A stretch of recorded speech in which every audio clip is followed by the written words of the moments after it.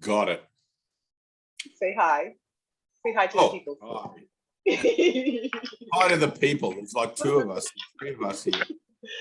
Only one of us here. Exactly. But you know, this is a public meeting, so it's published and distributed. So for future generations. All right, that's probably why there's only three of us here now, because everybody's realized that it's getting published out there. Oh yeah, I did put that thing in the. Did you see it? After last week's, yeah. You see it? I made a little clip. Did you see it? That's perfect. Where two or more are gathered, there I am in the midst of them. There you go. Thank you, Father. I'm here to make myself redundant, and those who want this will be here, and those who don't, you know. Which brings me to one of the posts I made this morning, which is the understanding of the value of the goal. You know, it's the value of the goal. The goal of the course is inner peace, but the total capacity for what inner peace is capable of bringing the mind to as a recognition, a self-recognition, is beyond words, beyond speaking about. But the understanding and the appreciation of having a goal that literally liberates you from recycling in the third dimension is something that maybe 2 in 10,000 people will want to hear about. So, which I think is biblically accurate for the first time in a long time I've quoted something correctly. But 2 in 10,000 will hear this. So congratulations on being the 2 in 10,000. Collect your prize at the door. Anyway, giving the goal a value, unfortunately, seems to be something that's often based in suffering. Like, how much suffering need I go through before I begin to value that there might be a better way? You know, the reluctance to want to relinquish dependence on my own ability to solve my problems is, man, it's tenacious. You know, I see it in myself, not so much lately, but in the early stages when I was doing the workbook lessons and stuff, it was just like, oh man, there I go again, thinking I know something about something, thinking that my healing can proceed along lines that make sense to me rather than lines that are purely miraculous. You know, those sort of things. And you can get caught up with stuff because there's so much spiritual gobbledygook around, including A Course in Miracles. I mean, I put the whole lot in that basket, spiritual gobbledygook, because to the mind that doesn't know what it is and that it's attempting to work it out using the application of principles, it is gobbledygook. It doesn't make sense. You know, it's like that mind is constantly struggling for some way to reference it and framework it so that it does make some kind of sense. You know, and it's not until finally you let go and just go, I have no clue, but I'm in this. You know, how it is you can hear that there is no world and not consider that you're actually in for the penny, in for the pound, I don't know. But you know, I remember Ted did a funny little session one day, and there used to be, on average, when that center was running at like full capacity, and I don't really know what full capacity means, but in its heyday, there was probably about anywhere from 50 to 110 people in the room, like on any given day of the week. If it was pouring with rain, there'd be less, and you know, and there was all the fringe dwellers, and then there was the guys that were always there every day. And the front door was always open, like it fronted onto the street. People could just walk in and out. There was no one you had to see, no whatever. You could just walk in and participate. And Ted used to make a joke about the door being open. So it wasn't so much to let people in, but it was to let people run out, to let them get out of there, because it was a place of total confrontation, you know, and you're always making that confrontation with the value that you've given the goal. You can't make it the confrontation with the goal itself because you don't know what that is. It's going to take a leap of faith. You can theorize what it is and you can study about what the goal is and all of that sort of stuff, but you're only ever actually making a confrontation with your own thoughts about it. my thoughts about love tell me that this is what love is, but unconditional love, well, what is that? I can't find a reference for it in my mind. So I'll just continue to use my thoughts about what I think unconditional love is until I'm exposed as being false about that. And then I'll either change or I'll run away. So that's the process. That's why you leave the door open. And Ted used to say, guys are going to hear this, and because they hear it, they're going to run away.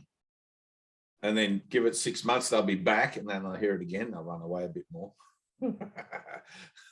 Sometimes you just have to run away a few times until you can see your pattern. Oh, I'm running from taking total responsibility for my falsity in the belief that I think love is limited. The last thing I want to do is love myself unconditionally.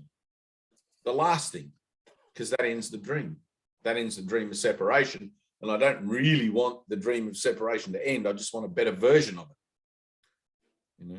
So there's all this, you see all these memes and things, be the best you that you can be. And, I'm in a period of growth and all of this stuff. There's no such thing as a period of growth. There's a period of ungrowth. There's a period of unlearning. And in a sense, you don't grow by unlearning. You reveal what is already there. You reveal the truth that you already are. There's not something that you process through a particular path of spiritual discipline in order to gain. You've already got it. It's already what you are. You are perfect. You are whole because God created you that way.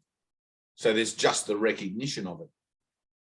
But how deep down the rabbit hole do you want to go? How much of that recognition are you willing to take on board now?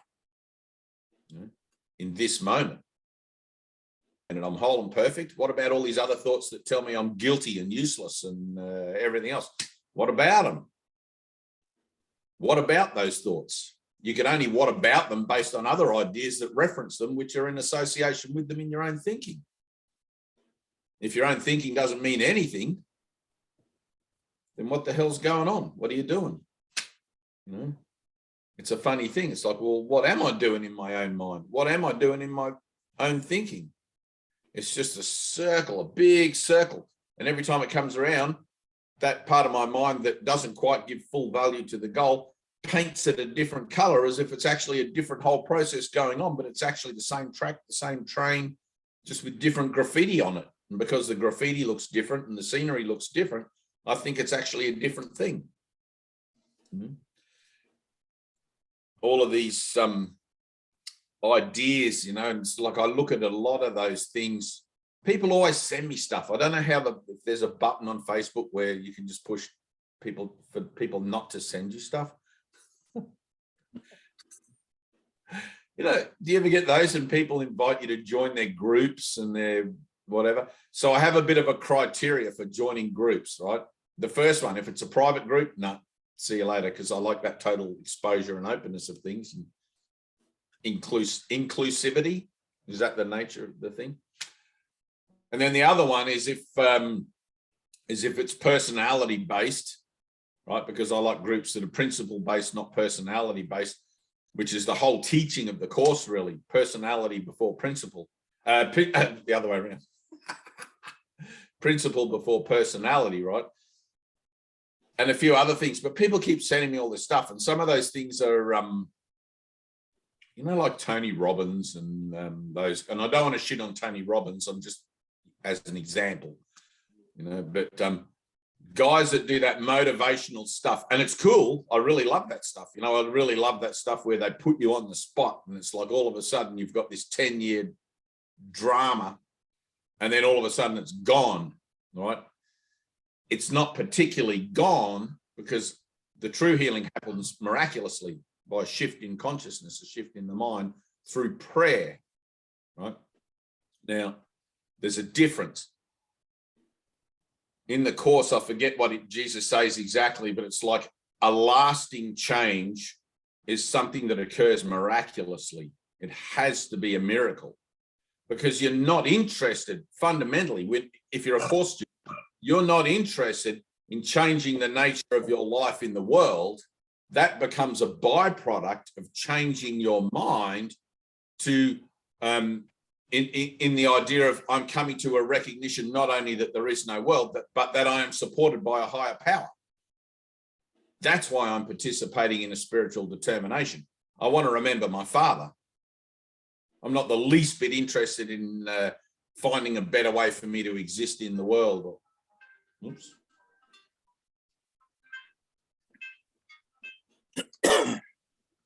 Mum and dad. So that's funny stuff. I sometimes forget I have a mum and a dad, but there's but there's a difference. So I'm not interested in healing my trauma. I'm not interested in digging up my past thing that seems to have an effect on me now so that I can have a better thing in the future.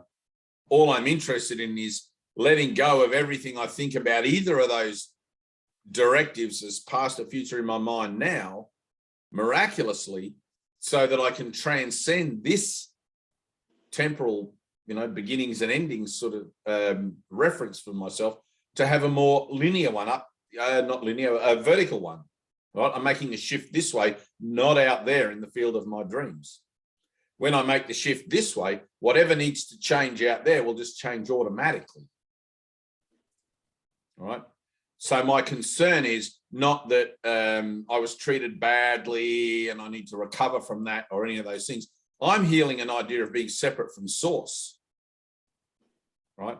The opportunities, however, to do that in my own mind show up as I'm being treated badly, as the triggers, as the catalysts.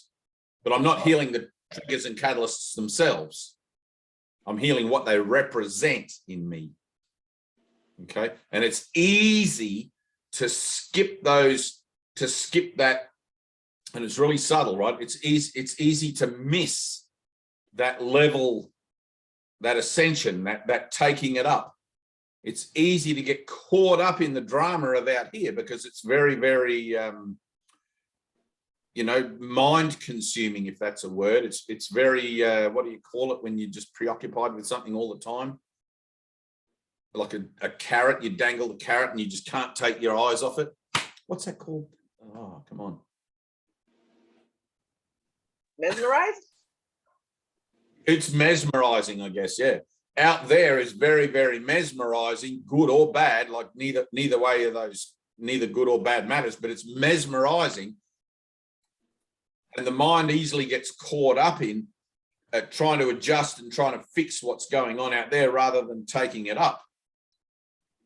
So all those Tony Robbins, and sorry, Tony, if I'm using you incorrectly in a reference here, but all of those sort of guys that do all that sort of dynamic speaking and empower your life and mindfulness and all of that stuff, it's only going on out here on the physical level. There's no reference, right? Like Jesus says, the miracle itself is unimportant, right? It doesn't matter. It's where it comes from that matters, right?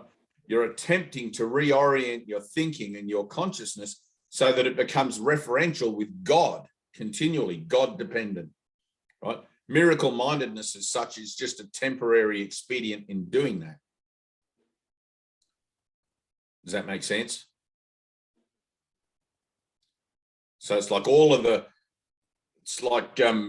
Doug, you were saying to me earlier this week about your friend and something, and you weren't sure that they were asking for help directly, but somewhere in your own mind, you were feeling that there was a call for love or a call for help or a call for something.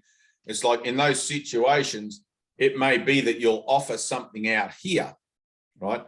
And one of my dearest teachers, Adele, used to sit with people, and she'd sit with me especially. I used to live just near her, and I'd go and see her in my early days when I had a problem or a drama going on that I couldn't really grasp. And she would simply listen to the story and she would process it from this point, putting a finger on her nose. I'm not separate from what's going on here. And she would accept atonement for herself, right? She was an incredible healer. She would accept atonement for herself just through listening and hold that I was not separate from her. I'm a figure in her dream, presenting her a script, an idea that she had previously asked me to play for her in that idea of being separate from God, so she could take responsibility for it and offer me back a clean script, right? so I could journey on without the burden, and so could she. And she would simply say to me, would you like to see that differently at the end? Right? It was incredible. It was the most incredible thing to say. Would you like to see that differently? Because then the onus is on whoever it is that's coming to you as, let's say, the patient, which isn't entirely accurate, but the onus would be on them to whether they would want to take on board something else that is outside of the spectrum of what they think their problem is. Right? Now, it may be that if they said yes, you would just offer them that, oh, well, this is just a dream. If they were familiar with the framework of that this is just a dream. If they weren't, you might have to start more at the ground level and sort of start looking at the cause and effect nature of time and, you know, the whole messy bucket of prawns. But there's always a place. It's like the whole healer's thing is accept atonement for myself, accept atonement for myself, right? So, but you're always making that reference, Doug, out of time, okay? So in my mind, there's no solution. Somebody comes to me and they're saying something, and I'm feeling a call for love. It's like, well, hang on a minute. This person is expressing what I think is an unsatisfactory situation. If I was in their shoes, this is how it would feel to me, right? And you still have memories of that. It's like people tell me things sometimes today, and having done 25, 26 years of this, I don't really relate anymore. I know that there would have been a time I used to relate, but I can't find it. I try to put myself in their shoes and it's just like, ah. And so I just keep my finger here, but there's literally no memory bank of certain things. But when there is, like, I sit there and I'm like listening, and I'm just listening for that catalyst. Okay. Of course, the whole story is a call for forgiveness, the whole, from beginning to end. There's no situation that could possibly be presented to me unless my own healing was included in it, right? Two people don't come together for no purpose. The purpose of every encounter is holy. Therefore, I'm listening for that opportunity because I'm in an experience of denial of my holiness fundamentally, right? Having now made a new admission that I don't want that anymore, I'm about the business of listening for where it is that the opportunity to change the script comes in for me and for my brother. Okay, so I'm listening, and I'm keeping an open mind to what they're saying, knowing that none of it is real, knowing that none of it is true, but knowing that there's going to be an opening there somewhere if I just listen, right? Now, that has to be listening without judgment. So the judgment kicks in when and this is kind of like a paradox, when I think I can relate to what they're saying, it's because I'm judging it. Okay? Now, there's no way out of that. All I can do is bring my mind back around. All I can do is recognize it and bring my mind back around to pure listening again, right? Without judging.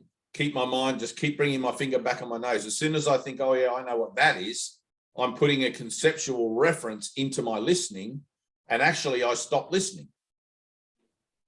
Okay? And it's very, very difficult at first, and even now sometimes, because some people are so animated and excited when they tell you stuff that it kind of draws you out of your listening into joining them in the drama, you know. And it's like, what? It's like I have this one person that comes into my tattoo shop and gets tattoos off me, and she's just like, wow, she's a big energy, she's huge, she's a tiny little woman, and she's just lights up a room. But she always lights up a room with a story about something, you know. It's like, and it's very, all of a sudden you have to pay attention to what she's saying because she's just so animated and like, but anyway, it makes you focus harder on listening, right? It makes you focus harder. So in the focus, like I'm listening, I'm listening for my catalyst. I'm not listening with the idea that I'm trying to solve their problem. Okay, I'm listening for what is this for me, right? And you may have to listen for an hour, and there may be just like 2 words or something, and it'll be like bam, bam. And if you're honest in your listening, or if you're clear in your listening, you'll realize that they're presenting you an opportunity to heal something in your mind that you've been thinking about, concerned about, reading about, whatever, right? It always shows up that way. You'll be saying, oh, I was just thinking about that, and I opened the course and there it is. Right? Again and again and again. Everything's always perfect. It's like an algorithm, you know, like you'd be talking about free energy or whatever, and then you turn on your phone and there's all these free energy bloody whatever, you know, all these sorts of things, they just show up. So mind is like that. Mind does that. So if there's a catalyst or if there's an opening there for remembering my father, it'll be presented again and again and again, because all I'm ever looking at in the reference outside of myself is the falsity of my belief that I'm separate from God. In the moment that that falsity no longer exists, there'll be no need for this vessel, right? And I mean exists as my belief in it, not exists as in, because it doesn't actually exist anyway. It's impossible. That's the paradox, though. The paradox is literally inescapable. You can't work this out by trying to escape the paradox. You can only realize the paradox or realize that point of finger on the nose in any given moment, situation, or encounter, and ask for help. Okay.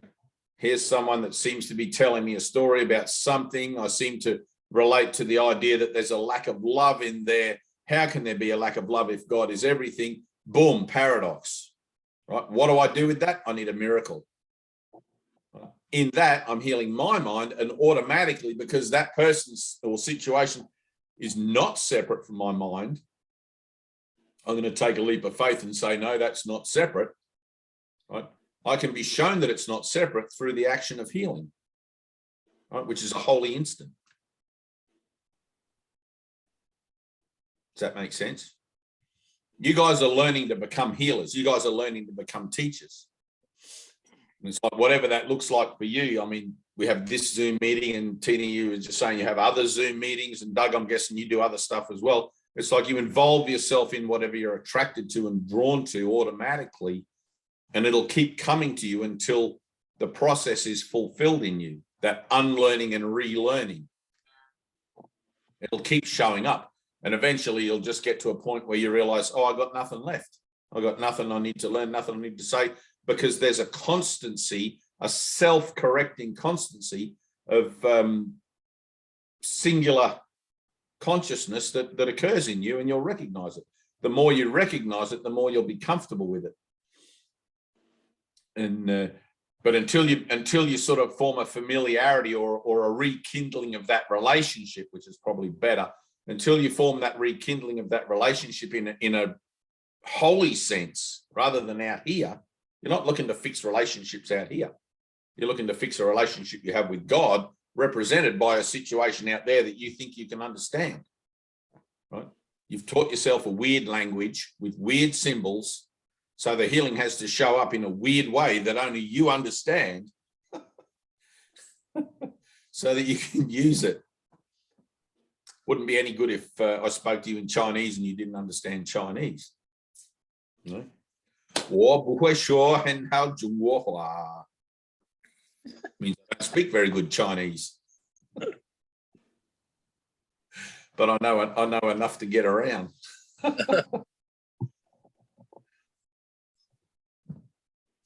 So I guess if I had to impart anything or express anything out there that I need to learn, because like you always teach what you need to learn, is to not lose sight of the value of the goal. Okay. Especially when the world seems to be offering you things on your own terms. Okay. When things seems to be going your way, when it seems to be good and everything's roses and like, wow, isn't this great? Okay. Never take your finger off your nose, because like pride goeth before a fall, and anything that you're referencing externally that you're going to say is great is only the yang of the yin of the things that you think are not great. So look out, it's coming around the corner. Right. So the value of the goal is always based upon, unfortunately, based upon how much suffering I've had. If I'm sick and tired of my suffering, I'm going to value the goal a lot more than if my life is roses. You know, it's like a millionaire doesn't want salvation. They've got everything. Why would you want salvation? Life is good. Bitches and money, bitches and money. I don't know that. I can't remember that. I can't remember that actual song, but ho, hey, ho. That's a line in it. Bitches and money. I'm obviously not a rapper. Cash rules. I have my hat though. I have my hat. Wait, I could. Hey, ho. I got the fashion. You do have the fashion. I got a thing. I just don't have a big deer one thing on the bottom. A big medallion. Remember that guy that used to wear the clock? Flavor Flav. Yes. Really? Is that his name? I thought his name was TikTok or something. No, Flavor Flav. Come on. Or Dr. Tom. No, really? Flavor Flav. Public Enemy. Massive. Yes. Flavor Flav had the big clock. Yeah, massive freaking clock. So you jump around. He was the hype man for Public Enemy. Yeah, right. Cool.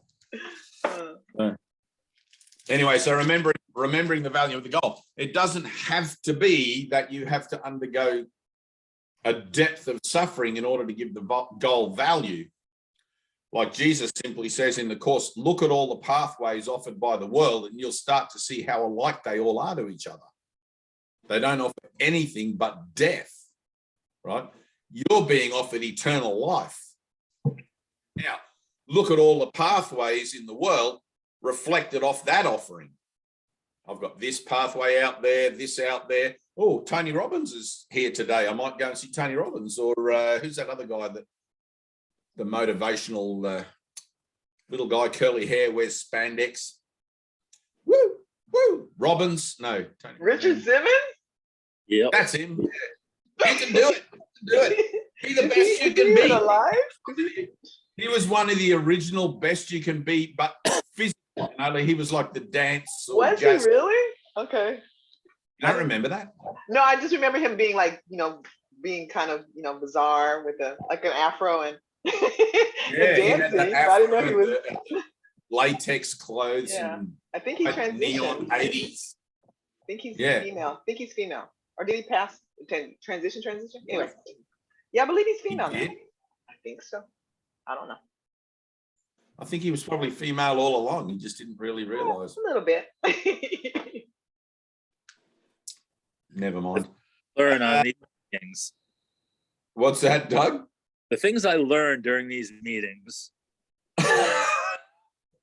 And now forget this. And now forget that.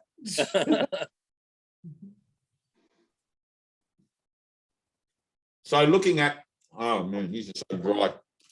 I'm not going to eat the other one. I don't know how kids enjoy these in their lunchbox. They just soak up every bit of saliva in your mouth. Do they enjoy those? Mm. Do they? Okay. I used to put them in my daughter's lunchbox. They were one of her favorites. Oh, wow. Oh, that was a sweet picture I saw. They probably lost all moisture since 2021. Yeah, probably. 2022. 2021, 21st of January. Over a year. So looking then at the idea that all the pathways of the world are the same, right? When you look at that totally, right? Now, this is what I'm always telling you guys. You have to activate yourselves. You have to force yourselves to look at things on a deeper level than just up here. On a deeper level than where you just look at it in the book and go, oh yeah, they are all the same, right? That's got to really hit home, because you can read that book 1,000 times and it'll just be up here conceptually. You got to read that book and the light bulb goes on. You go, holy crap. Like, if you hear one of those statements, like all the pathways of the world are the same, if you hear that truly, man, the penny drops. It's almost a devastating realization to realize that no matter where you go and no matter what you do, you die at the end every single time. Right? The death of the body, it's like if the body actually died, it would be the death of God, but it's like the death of the body as an illusion doesn't stop the illusion. It's like on a loop, right? You think that the death of the body signifies the end of you, but it's not the end of you. You pop up again and again and again, right? How many times do you have to pop up to look at every pathway offered by the world to see that they're all the same? Now, let that be the total moment of suffering or the total moment of devastation for a second, right? The thing that anyone's fearful, and it's like having been fearful of it for a long time until the dark night of my soul. And I love, what's that guy? Oh, man. I'm unmuting myself to get ready to answer. Yeah, you would know. It's just there as God, not Carlos Castaneda. Oh. I mean, the singer, you know, Miriam Barbie McGee, what's her name? She does it too. Janis Joplin. So Janis Joplin's like, freedom's just another word for nothing else to lose, right? Yeah. But you've got to get to that point where you see you've got nothing else to lose, right? That's not a point down the track in the future. That's here.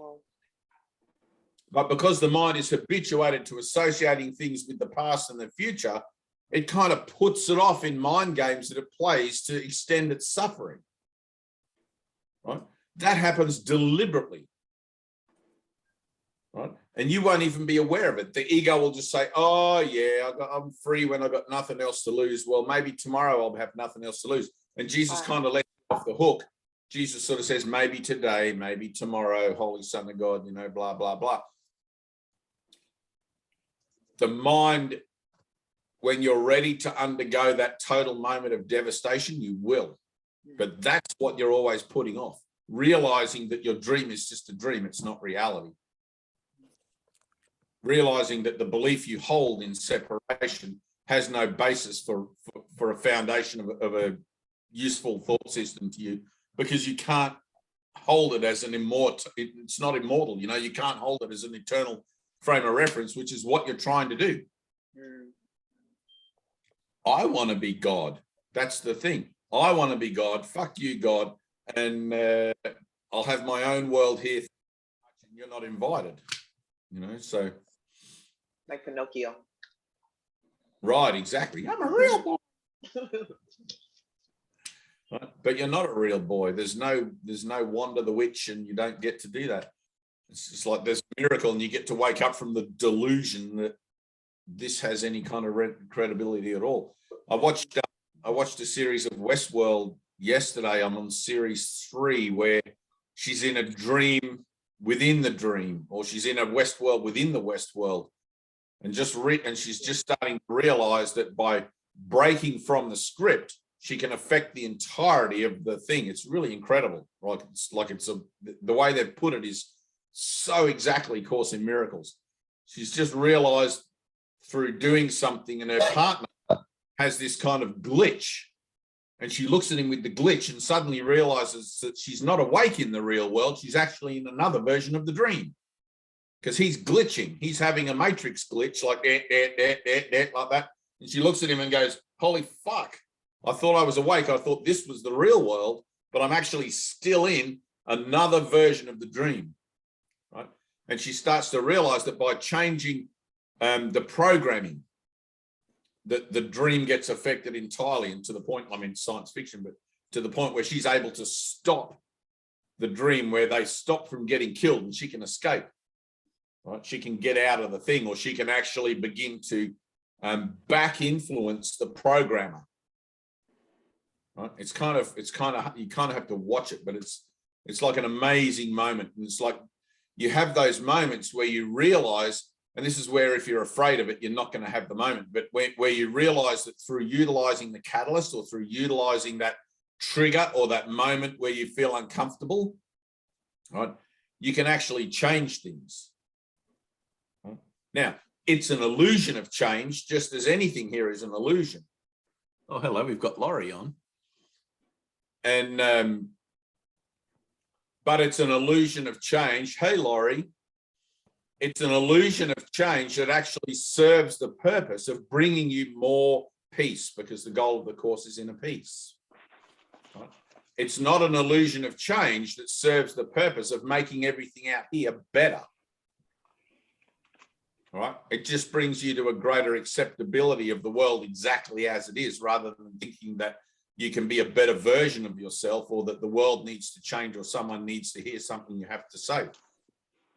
I mean, you guys are entering into this Zoom meeting under the premise that, and I don't know, you could be all just faking it, waiting for me to wake up, but I'm assuming that you guys are turning up here because you've asked that there's something in our collaborative venture that is reminding you of this transition rather than this transition, right? And that's why we come together. We come together to rekindle our eternal relationship rather than our temporal one, right? So, but to do that properly, we have to be about the practice of it. We have to be about our Father's business and apply the principle over personality, right? Principle, not personality, so that those shifts occur. And the shift, if it's not miraculous, it's not going to last, right? The ego loves to offer you something where you think you can feel better about yourself. I used to be a shithead, and now I'm a good person because I give to charity, or something like that, you know, all of this sort of stuff. I used to be selfish, but I've changed my ways. No, you've just adopted other ways that put off the recognition of the suffering of how it is you used to think about yourself before you realized you're an asshole. You know, I don't like to think of myself as an asshole. So rather than confront myself why I think I'm an asshole, I'll do something so I don't have to look at that. I'll give to charity, or I'll do something else, right? But fundamentally, the asshole is still there underneath, right? So it's a recognition of, hang on a minute, there's no point in putting on another veneer. There's no point in putting on another mask or adopting another identity. Let's just deal with the erroneous nature of the one that I find myself to be, honestly, undergo that shift, which is that way, not out here in the world, thanks Tony Robbins, but no thanks, and allow something miraculous to happen, wherein all of those reasons that I thought I had to act a certain way become unvalidated in me. All right. So it's not that my attack and defense mechanisms are being relieved from my thinking, because my thinking is attack and defense. That's the basic nature of it. But they're being reinterpreted to suit my new purpose. So rather than thinking that I can actually get something by attacking someone else or defending myself from something will bring me safety, I'm seeing that I'm only attacking and defending myself from myself, which brings me back to the value of the goal. If the value of my goal is truly to remember my Father through the adoption of a singular spiritual curriculum, right? A curriculum that brings on a singular perspective, then what am I defending myself against? Who am I attacking? Right? Then it becomes credible. If I'm not really valuing the goal, there's going to be this kind of like back door there where sometimes, oh yeah, well, I'm attacking and defending because, and you'll attempt to justify the because in a spiritual frame. Right? I've heard people tell me, and I've had people tell me that there are justifiable fears, right? An attempt to justify it spiritually. You know, there are justifiable fears that help guide you.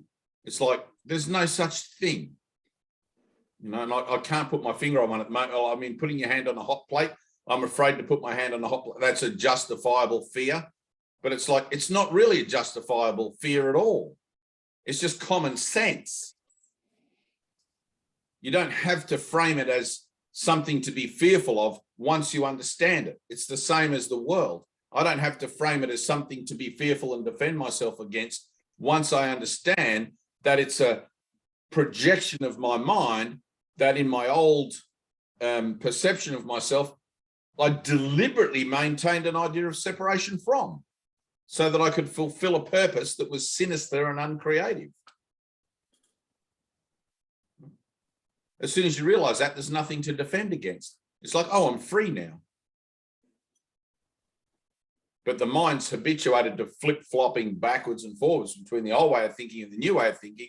So there's this process called mind training where again and again and again, we brought our finger to our nose to realize that, hang on, I'm doing this to myself.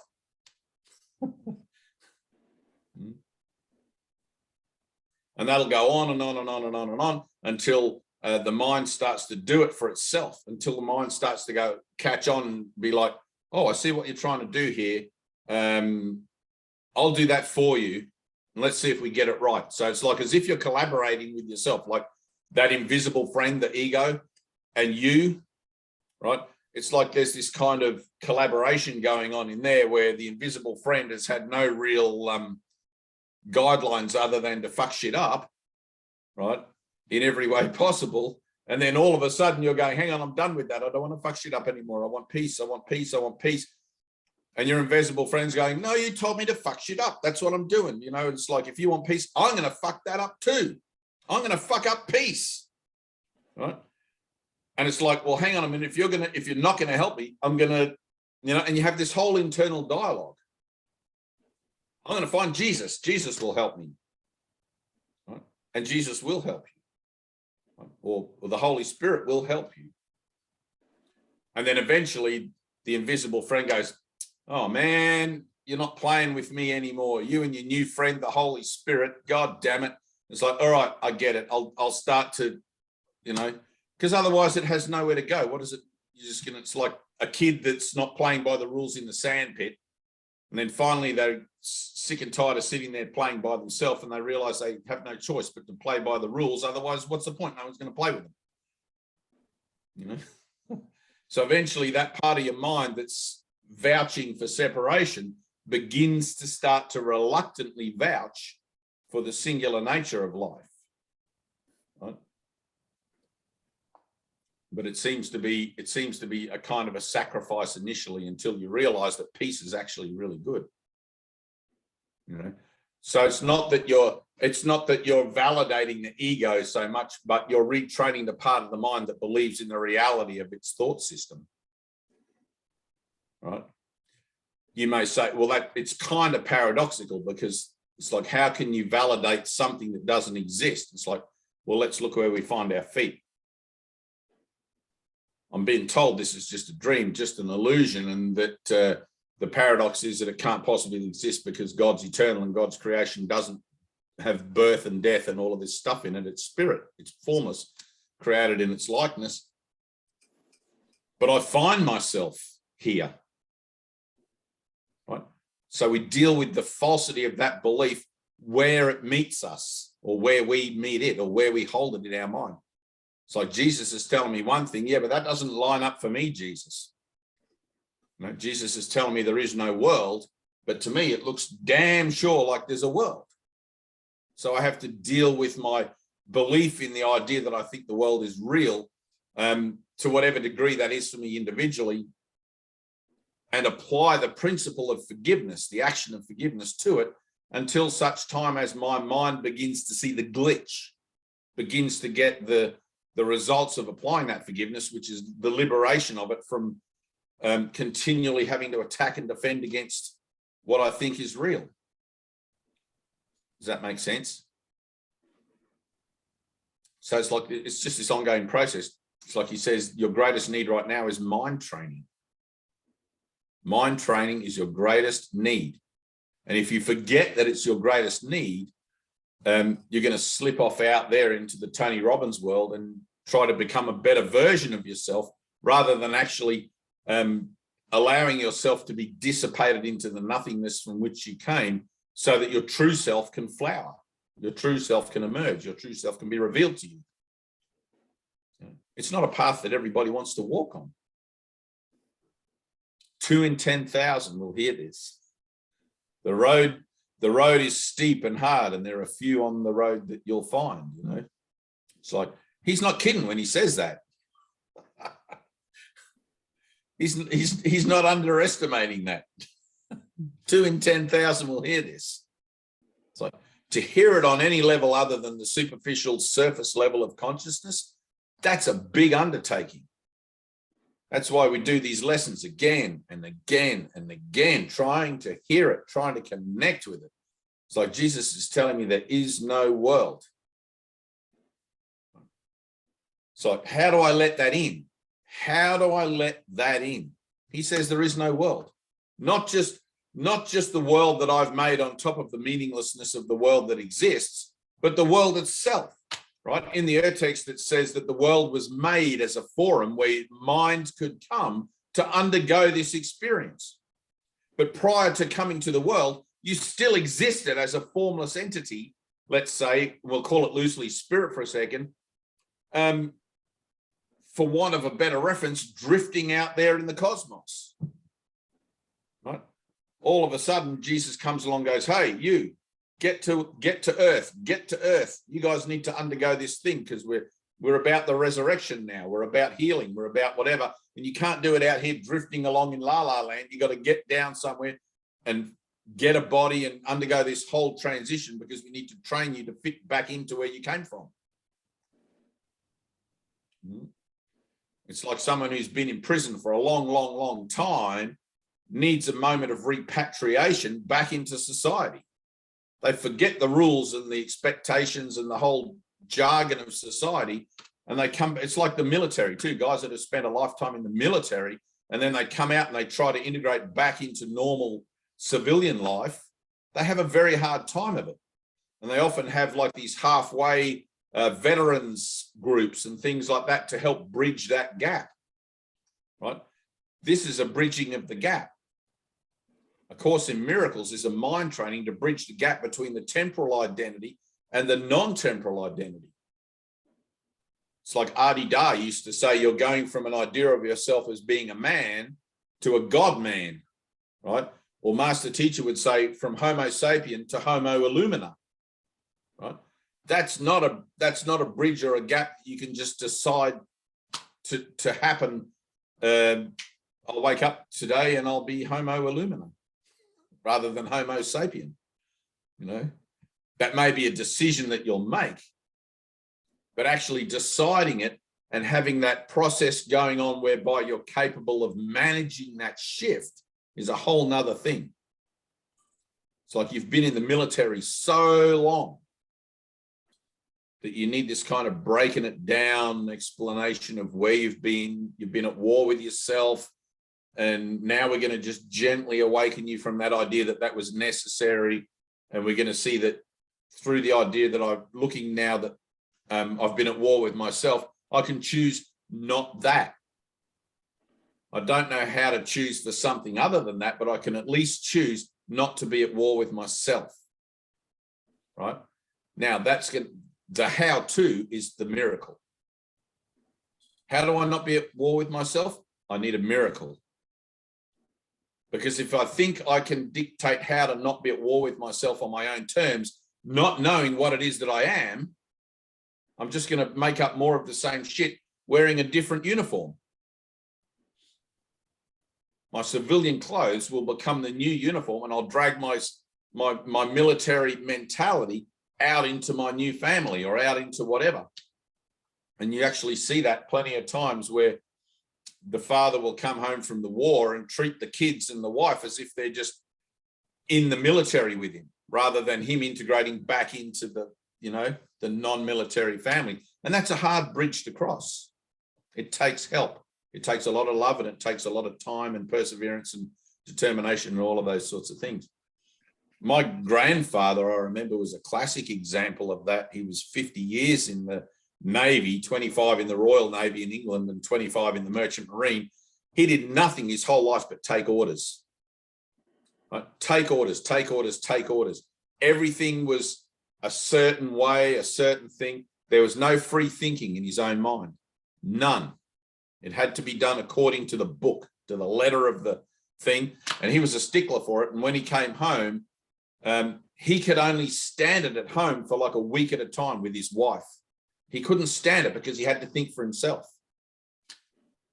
You know, he would always be off back out to sea. And I remember my grandmother having a conversation with my mother once in the kitchen. She was heartbroken because she realized she would never really get her husband back. He was married to the sea. He was married to the Navy and all of that sort of thing. And it was that thought system. Because he didn't have to think for himself, it was easy. He just did what he was told.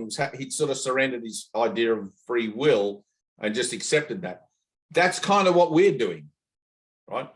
But in reverse. I'm surrendering my idea of free will so that my will and God's will become the one will, which is unconditional. In that, there's no limitation on me whatsoever. It doesn't matter whether I think for myself or don't think for myself. It doesn't matter whether I judge myself or don't judge myself. Right? The pointlessness of judgment always flips back around to judging for my truth, judging for my higher self. Once you realize that the story or the thinking that takes you away from God is the same one that brings you back, you're kind of done. You can't hear this and make up a story about yourself that's not embroiled in this mind training.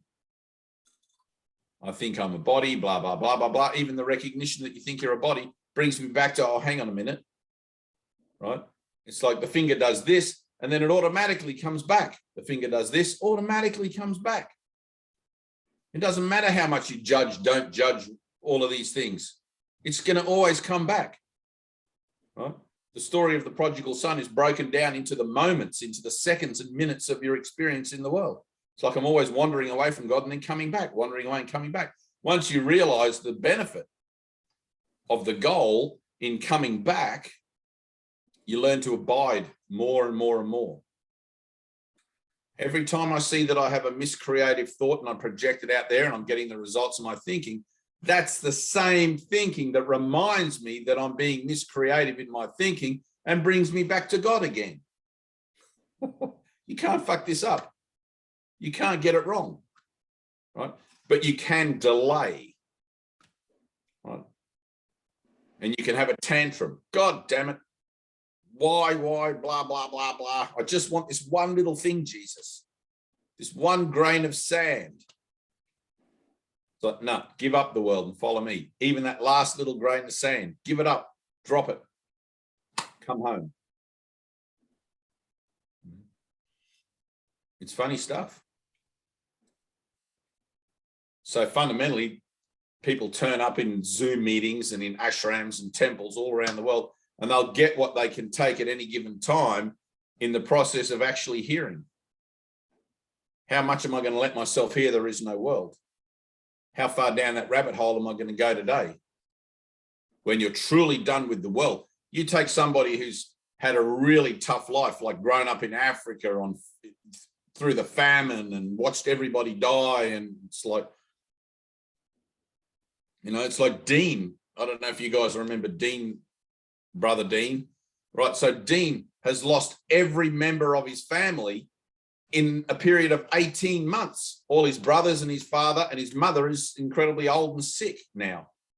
Like his catalyst, his propulsion, his determination is just resolute. He has those, like, he's in a constant mental breakdown, constantly. He can't take it. He feels there's nothing in the world for him. He may as well go and join them on the other side. But at the same time, he's also realized that doesn't help the greater good. It's like, while there's breath in my lungs, let me use it to represent something else in a place that was designed to deny it, you know, however that looks. So the harvest is bountiful and the workers are few. So, is that the right thing, Tina? Did I get that right? Yeah. That's the parable of the workers in the vineyard. The harvest in my father's vineyard, the harvest is bountiful, but the workers are few. It's like Jesus in the course. I need you guys who are already in the dream or in the world to represent this. It wouldn't do. It's like where he says the angels were sent in and had to be drawn back because the denial of man was too strong. It's like, well, we're like double agents. You know, all of us in this, we're like double agents. We're here in the same skins as everybody else, but representing a whole different thing. It's like we're the underground. We're the Jesus underground. what's his name? Gary talks about that in Disappearance of the Universe, the Jesus Underground. And so that's how this kind of works. Anyway, Laurie, what's going on with you? You're looking good. Oh, thank you. Well, oh my God, so much is going on with me. First, I apologize for being late. It's like I'm laughing at myself because I've been binge watching your most recent satsangs that you've had the last few days here. I've been binge watching today and I'm going, I am so ready. I really miss being there, and Tina's been doing such great work and Anna's been doing such great work, and I just want to get through this shit, and I can't wait till 7 o'clock comes tonight so I can get my book all ready to read. And I've been stalling time because I've been waiting for 7 o'clock. And then I log on a few minutes early thinking, well, I can ask Tina what other nights you meet. I'll have time. You guys are already talking, and I felt like the kid that showed up at the birthday party late and had gotten the time wrong, you know? We started early. Oh, well, Lord, we started early. You start at 6? We start at 6 when we do the first, the 20, but he just happened to be here. And I was thinking I should drop something in the chat. Well, so yeah. I thought I was going to show up at 7. I was thinking that you started reading at 7. And so I was just all screwed up. So the ego is really playing tricks on me going, ha, ha, ha, ha. You think you're going to deal with some shit tonight, don't you? I'll tell you, my shit has been up. And I heard you say something in Dave recently in one of the older videos that I watched where you were telling your story of when you had your enlightenment. Yeah. And the state you went into, and how grateful you were that there were people surrounding you that understood, because you would want to go just screaming and laughing and naked through the streets, that people don't want to keep their clothes on, that they feel this great, amazing feeling. Okay. And I went, oh my God, that is how I was told I acted as a little child. Right.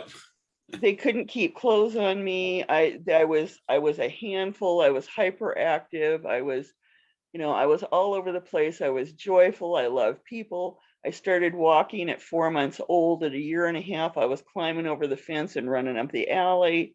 I mean, they just couldn't contain me. So they would contain me. I mean, they put harnesses on me whenever they'd take me out. They took the bottom out of the playpen so that they could keep me in the house and I could just bump into things without breaking shit. And so I learned, and they put phenobarbital and whiskey in my milk bottle to make me go to sleep at night. And so I discovered alcohol and drugs at a really young age to calm me down. Food was my go-to, anything that would slow me down, because I got the message that my energy was bad, that I was dangerously destructive, and it freaked everybody out, and there was something intrinsically wrong with me. And that's been my main theme. I realized some years ago that still plays, shit keeps coming up. I'll start feeling good. My life's coming together. I feel like I'm spiritually doing really well. At one point I had a meditation practice. I would sit for 2 hours at a time and have amazing heart explosive things happen. And I fell down a flight of stairs and screwed myself all up and was in a hospital for a long time. And it's affected me physically, for 20 years.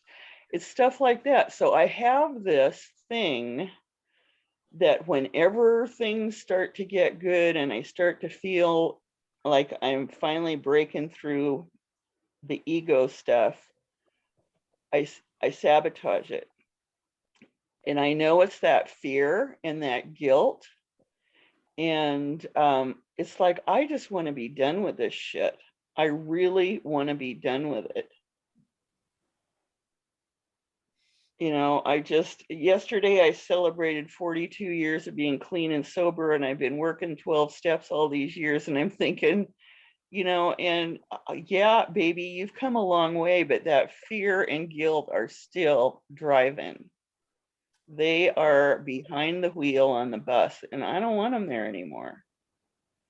I've had some amazing spiritual experiences. I know what that feeling of God's peace is. I've been washed in it. I know what it is. Damn it, I want it.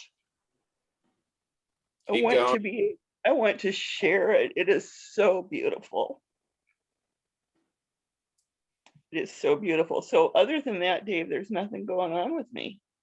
No, stay in that. Stay in that. Yeah. Look where you're at with it right now. You feel it? Yeah. Feel that in your chest, like it's all choked up and everything. Now breathe in.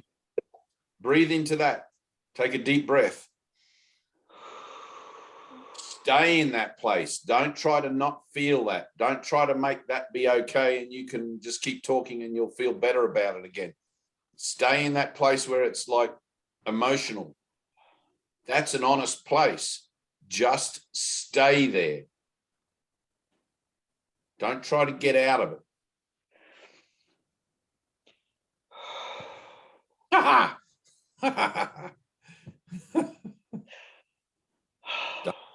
Don't try to work it out. Don't try to examine it. Just stay there. Let the Holy Spirit do what needs to be done, not you. Draw that circle in the desert and you're there with all your pain. There it is. You're there with all your fear, all your guilt. There is nothing wrong with that. That's why we're here. Sit there. Let it happen.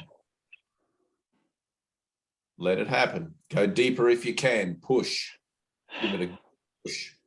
Feel how it makes you feel. It's all not true. It's all an illusion, but you find yourself in it anyway. Let's deal with it where you find it. You're trying to get to the bottom of it, Laurie. Go right to the bottom of it. Push. Look under the waterline and see how big that iceberg is. Look under the waterline and see how big that iceberg really is. You can't deal with it by yourself. It's your job to give it to God. Let go and let God. Let go and let God. Gone as deep as you can go. When you've gone as deep as you can go, give it to the Holy Spirit. Here, take this from me. Take this. I have no use for this. Whatever it is that comes to you to say or to, as an action of your mind. Here, Father, take this. You don't even know how to give it, really. You don't even know how to let go of it. It's there because you don't want to let go of it. It's there because somewhere you made a decision that it was valuable. Fear and guilt is valuable to you because it helps you to fulfill the goal of maintaining separatist belief. It's like, oh, I must have been crazy. What I've done to myself. Look at all this crap. Look at all this energy, this miscreative dark light that I've got down here in the basement of my consciousness that I'm now experiencing. Right? Refuse to adjust to it, Laurie. Stay there in that place. You're in charge. Okay, the last remaining power you have is the power of decision. Choose for your healing. Forgiveness. Choose for love. And choose not to step out of that circle. You stay there until it's done. You stay there and stay there and stay there. I don't care if it takes all day. I don't care if it takes 40 days. Breathe. Good. Keep going. Push deeper. Let yourself feel it. It's incredibly valuable to be in touch with guilt and in touch with fear. Up till it had nothing to do with it. You didn't know what the hell about it. Good. There you go.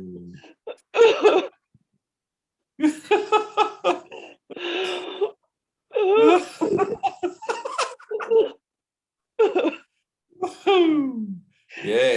Come on, push. Don't examine it. Don't examine it. Just stay there. Feel, feel, feel.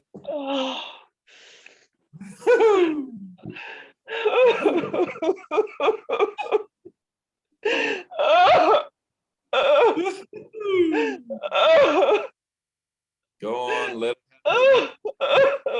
happen.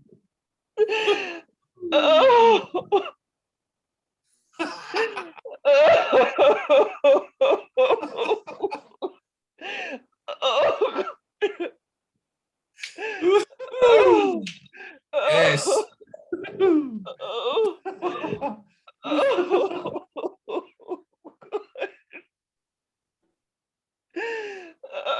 Keep going. Breathe, take a breath. You've got a whole lifetime of that shit in there. Look at the story you just told about yourself. I was a kid. It goes right back. It's deep. It's one of those lifelong denial jobs. It's not just like something someone said to you in the supermarket. Stay there and look at it. Look at that little girl. Look at that little girl with the restrainer on, the lead or whatever.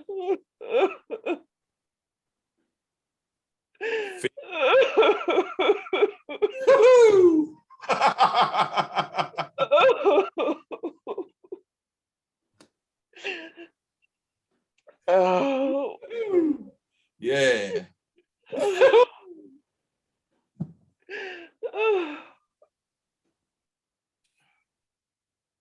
Laurie, I want you to do a little creative visualization with me for a second if you want to. Close your eyes. Stay in that energy. Stay there in that place where you can feel it. I want you to look with open eyes at a little girl. Close your eyes. I mean, open-eyed in your mind's eye. Look at that little girl. Look at the harness that they put on her. Look at it. Feel it. I want you to imagine yourself as the grown woman that you are now, making the choice for liberation, for love, and for forgiveness. And I want you to see yourself going over to that little girl and undoing the clip on that harness and letting her dance and be free and letting her be herself. Try to see yourself doing that.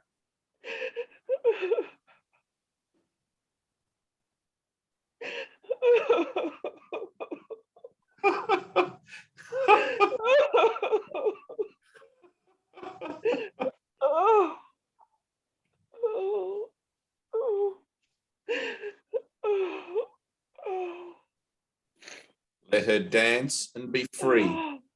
Let her dance and be free. She's going to dance and skip and skip. Out the back door of your mind into the light. Are you ready? Are you willing to let her go, to let go of her story? Yes. Watch her go. In your mind's eye, watch her skipping and happy and free, skipping out of the back door of your mind into the light. Let her go, Laurie. Say goodbye and let her go.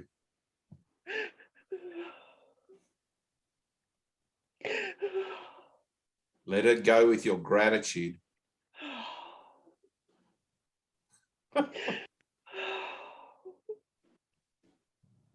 Let her go.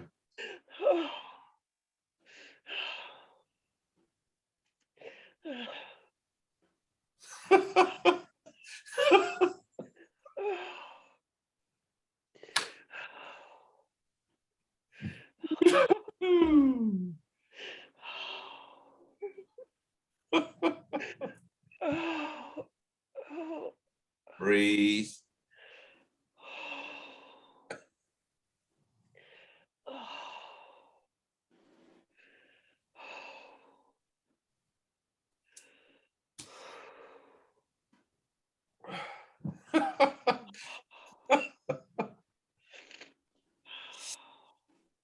Healing is an idea. God is an idea. Freedom is an idea. These ideas have to be more valuable to you than your own old ideas. I was imprisoned. I was put on a leash. I was a little girl. All of these things, they make up a story, which isn't true. Wasn't true then, isn't true now. But they perpetuate a belief in bondage. They perpetuate a belief in separation. You're a child of God. You're free already. You've always been free. Free to be in bondage or free to be skipping down the street.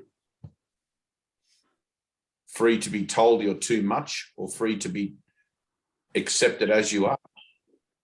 It's always been your choice. And now we're choosing again.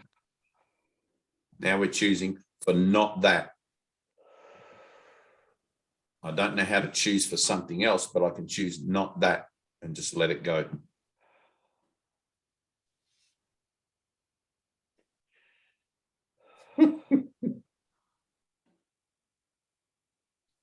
Just stay in that, Laurie. Just stay in that for a minute. Keep your eyes closed and breathe. You'll probably feel it a little bit like a pulse. It'll just keep coming back a bit. There'll be some residue and whatever. It's like ripples in a pond. When the ripples are finally done, you'll see the reflection clearly.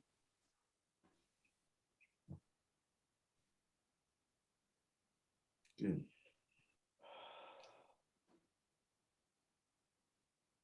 The journey of 1,000 miles begins with a single step.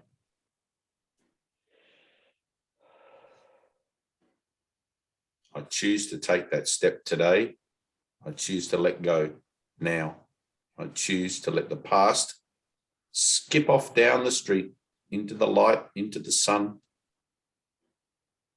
to be what it is,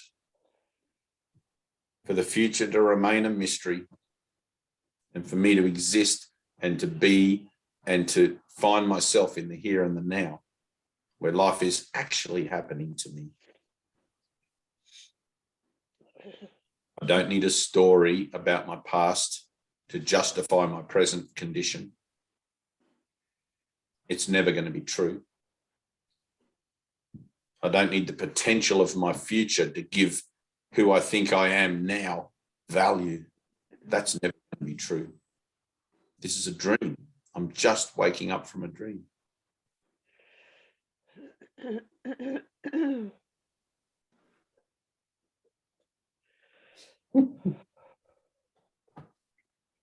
Breathe.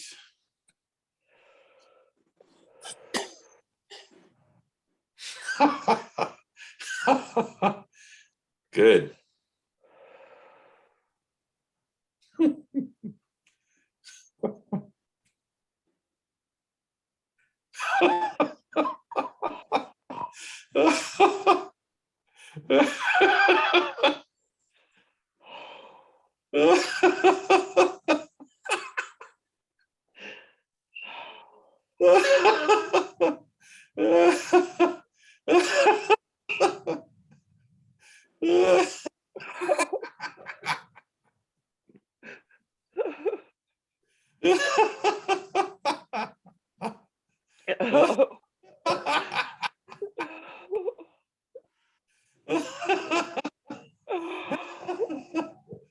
We're remembering to laugh.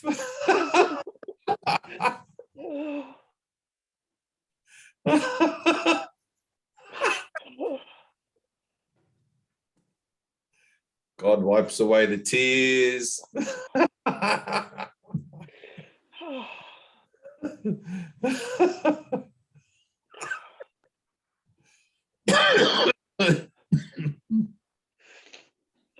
Good.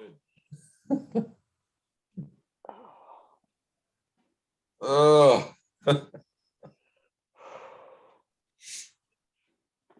Wow.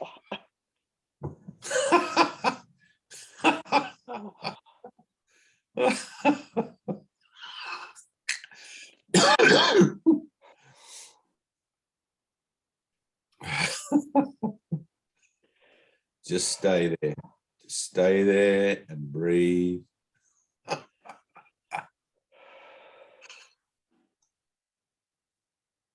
Woo-hoo! Yes.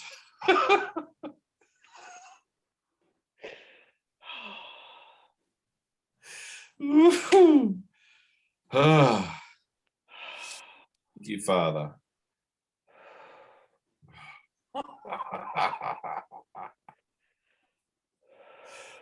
Ah. Good.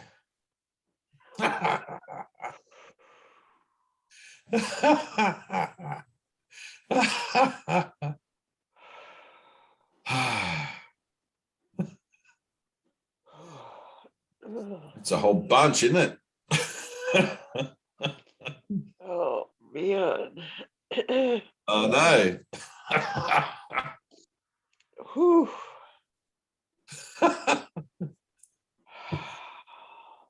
Now, keep it sacred. Something's just occurred in your own mind. Okay? Something has just taken place. About 20 seconds ago, Jesus stepped in behind you there in the room where you're at and stood beside you and put his hand over your head. He's gone now, by the way, but something occurred. Don't be out there talking about it. Don't make up a story about this Zoom meeting, nothing. Just keep it sacred. Okay? When you feel emotional, go back into exactly the same place that you're at now. Take the time, make effort, put yourself in there. And remember, your ego is going to try and talk you out of it. Okay? Sometimes it takes usually about 3 days for a shift to kind of like settle in, just sort of like, it's like you'll have moments where you want to flash back to something, but it's not there. And it takes a minute for you to recognize that it's not there anymore because the habit of looking for it is still predominant. Right? It's like 12-step, work the program till it works you. Something just worked in you. We'll call it release for want of other words to talk about it in. Something just worked in you, which is now at work to do what it needs to do in you. Don't get in the way of that. Let it happen. Let all the dominoes fall. Okay?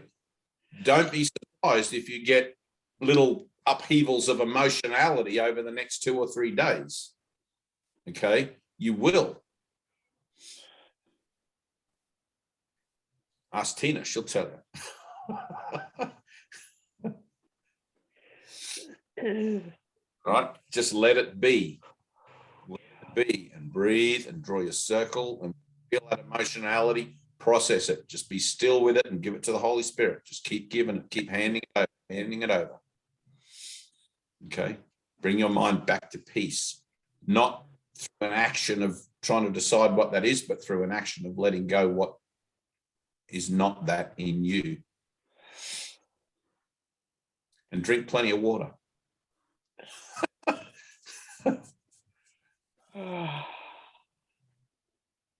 I just feel so grateful to that little girl. Right. She Ready? took out a lot of shit. Stop. Ready? Stop. Don't reference the story. She's gone. Okay. Ready? Let her go. Okay. Don't back into your framework. Let her go. You're going to keep, like I just said, you're going to keep trying to look for the story. You're going to keep trying to figure it out and look at where that little girl fits in now. She's gone. The habituation of your ego is going to want to make up another story about it in the light of healing and in the light of forgiveness. Just let it go. Okay. All right? That's the past. It's done. We just released all that, mostly.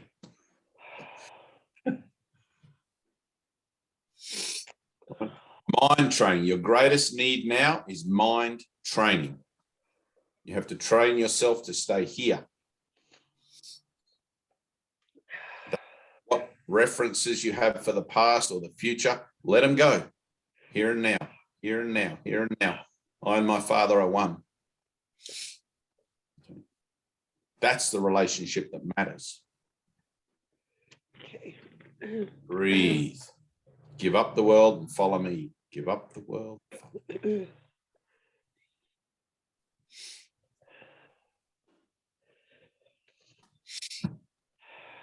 Job, Laurie Scott. Dreamer of the dream. Doug, what about you? You've been very quiet there in your comfortable chair. Well, that story I told myself about that gentleman who was feeling that he couldn't find physical attention. Right. Well, that kind of, yeah, right. And, well, you know, I was really feeling for him. You know, I'm saying this Right. joking. Yeah. Right. And I could feel my heart, you know, going out to him. And he seemed so, you know, worthy of affection and love and attention. And, Right. and so that stirred up a few things. And yesterday or this morning or so, I just got really upset that I couldn't have a reflection of this goodness and love and you know, all the things that I already told you about, and attention. And Yeah. I am really angry, very angry at the world. and really caught up in hating just, you know, I've had it with the world. I'm not getting anything out of it. I really would love to have, you know, just somebody say something nice to me, you know, even just as simple as, gee, Doug, you know, that's a fine pair of shoes you have, or gee, you know, you're so pleasant to have you're so pleasant to have around, Doug. Gee, you're a nice guy. And, you know, it's been so long since, you know, I've had any of that. So I decided to kind of hate everything. And it upset me so that I had to completely have an emotional experience, which happened this morning or yesterday. And Good. I gave into all the emotion behind it. And, you know, I don't mind getting upset at all. I mean, I prefer it over the dream I was having.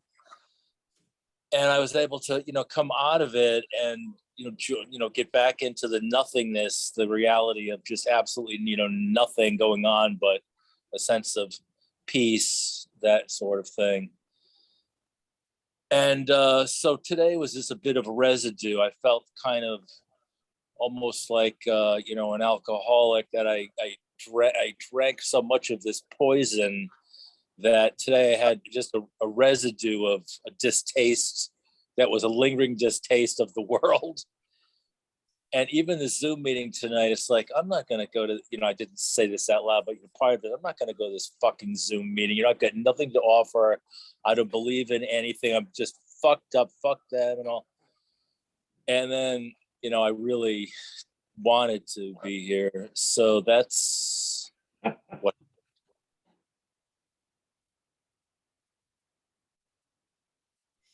That's good. I knew that it'd come around. I knew it had come around. It's like when you were telling me that story, I'm in the same situation. I don't know that I'm actively looking at it as consciously. Maybe I'm in denial of it, but I was putting my finger on my nose going, I have these thoughts. I know about these thoughts. I have an affinity with how that feels and stuff. So I'm taking responsibility for it in that, you know, but the manifestation of how you're dealing with it doesn't really particularly matter. I mean, I always ask, you know, do you want help with that or whatever? But looking at it from my own perspective. And I had this little thought in the back of my head, oh, Doug's going to put his finger on his nose in a minute and he'll start laughing, you know, but the process of that will be whatever it is. It'll just look like however it looks like. Sometimes there's an orchestration of things that has to come around before the finger goes back on the nose. Yeah. Like you said, you were sitting in being angry at the world and whatever and all of that sort of stuff. But the other thing is that there's no reason, hang on, flip back a second. If you're looking at those things as the idea of having a relationship or whatever, with the idea of validating who you think you are, then it's going to have to show up in some way that you can recognize, just so you can realize that that's false validation. So the only validation that can ever truly occur and ever satisfy you is God's validation of you as being his beloved son in whom he is well pleased, right? Here's Doug, my son, in whom I'm well pleased. But everything outside of you, it's like I look at the idea, it's like, well, I haven't been in a relationship now for 18 months and I don't really feel called to be in one. Sometimes I think that would be nice if there was someone around and whatever, same sort of thing that you were just saying. But at the same time, I'm happy within myself just being myself.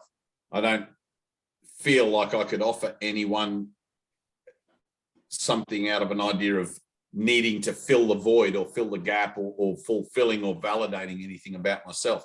So from that point of view, it's like, I really don't know. I'm just going to let it be divine, be everything be divine, in the recognition that I'm already in one relationship with everything that, seen rightly, verifies my dreamer of the dream perspective in its entirety. You know? And that's enough. Like, that's got to be the bottom line. But all of the other stuff, you know, where the reflections of my dream, let's say someone will come to me and say something that I resonate with and I put my finger on my nose, all of that stuff's only temporary. All of that stuff sort of falls away as I use the catalysts that are contained within it for my own healing to get me to the point where I see that I'm already in an existential relationship with everything. Yes, it finally came down to that, you know, after it took a day or two to wind up. That's and then quick. To get and then to wind down off of it. And when I finally felt that peace, it was like, well, I already have that connection with everything and this divine connection. And then I was able to re-experience that again. And that was quite nice. That is quite nice. Quite nice is an understatement. Right. Yes. Right. It's either, you know, complete hell, or, you know, once you have this experience the world and all the desire for it and that which you're looking for and feel frustrated about or conflicted over, you know, and it's that immersion, and then all of a sudden all that just disappears and you're back feeling, you know, whole and healthy and happy again, you know. Yeah. And it takes a minute for that sometimes. Yeah, a minute that to happen. And so that's my story. Ready? Right. That's a good story, though. It doesn't seem to me, like, listening to your story, it doesn't seem to me like there's much juice left in it for you, you know, like it's kind of like a remnant of a story that I wasn't thinking it meant something, you know. Right. But what happens, you have these remnants, they're like just vague, like Jesus says, your illusions will disappear like mists before the sun. It's like somewhere that you're still trying to see something in the mist. Right. See if there's still something there in the mist, but the sun, you can tell it's vanishing, and then there becomes this kind of like, is it still there? Do I still have it? It's like Laurie's story of the little girl. It's like, is she still there in bondage in my mind? Am I still using that story to perpetuate a current reference of myself or not? You know, and it's like, if you're honest and let the healing happen, It's like grasping at mists that are disappearing before the sun. It's like, wow, it's gone, it's done. I don't need to do that to myself anymore.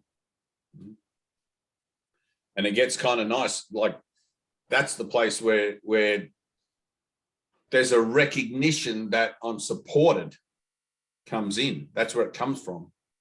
Yes. Like, wow, I used that situation and that story to fill a void in my life that I call my life. I'm using that term loosely. Yeah. I used the story to fill up a filing cabinet in my life, because all of those filing cabinets, if they're empty, they're not going to represent my belief in separation. But when I've got something in them, you know, I can continually refer to those to maintain my identity.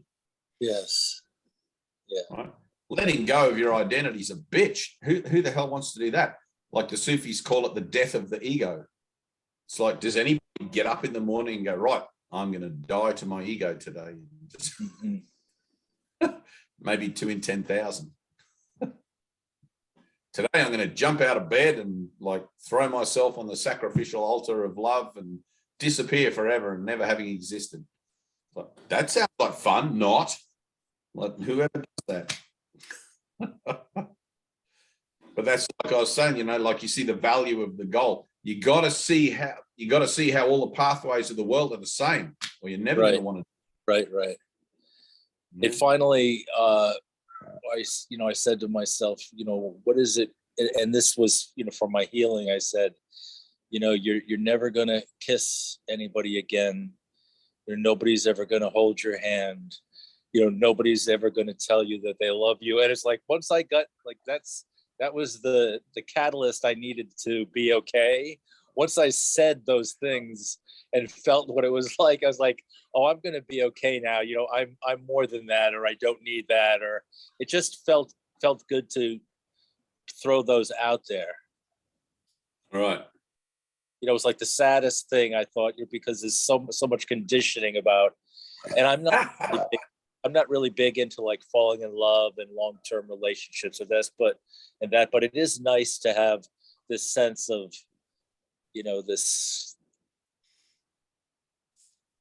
love or connectedness or what have you. But it was quite helpful when I said I'll never have it again. I felt okay now I'm okay with it. Right. Once you accept something, it's done. Yeah. It's while you're still toying with it in your mind that it torments you. No, I know. It's so true. So when you think of Doug now, think of me as just, you know, without the other, you know, I'm sitting in the sun up on the highway, reaching out, you know, just hoping somebody will, you know, come by and grab my hand and hold me forever. Right. And then we can have that's already actually happened, Doug. No, I know that's the laugh, you know, that it's already happening. Right. Is the joke on me. Right, exactly. Yeah. that was a good one. Just remembering to laugh. It is a good one. It's as good as any. We're just remembering to laugh, you know. Yeah. So I look back on a journey that's already over, imagining that I'm taking it again. Yeah. You know, once you're awake in the dream, it's like, oh, I get it. Right. Really, I have this privileged position now where I can recognize within myself that I'm watching something take place that's already over. Yeah. I'm watching how it is that I woke up. Not I, Dave, I conscious, I mind, I whole, you know? Yeah. Dave doesn't wake up. Dave doesn't exist. It's like in the moment that Christ Dave, let's say as a higher reference, as the moment that Christ Dave awakens, temporal Dave ceases to exist in its entirety, never having existed at all. It's like, holy cow, I'm watching my own, what do you call that? Demise, my own, not demise, because that has a sense of loss or something about it, but my own metamorphosis. Yeah.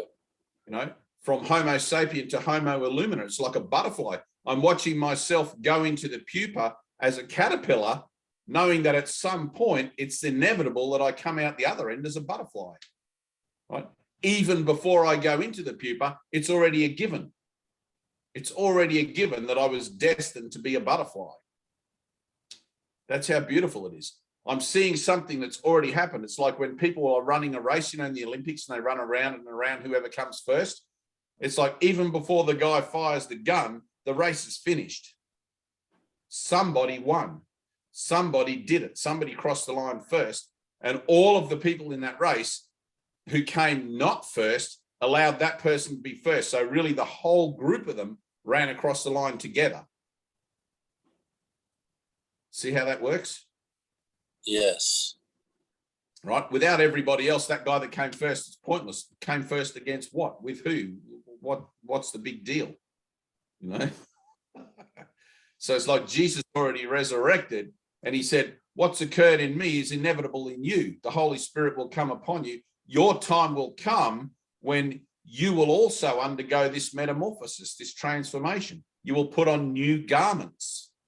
You're literally living in the actual process of putting on the new garments right here and now. This is what it looks like.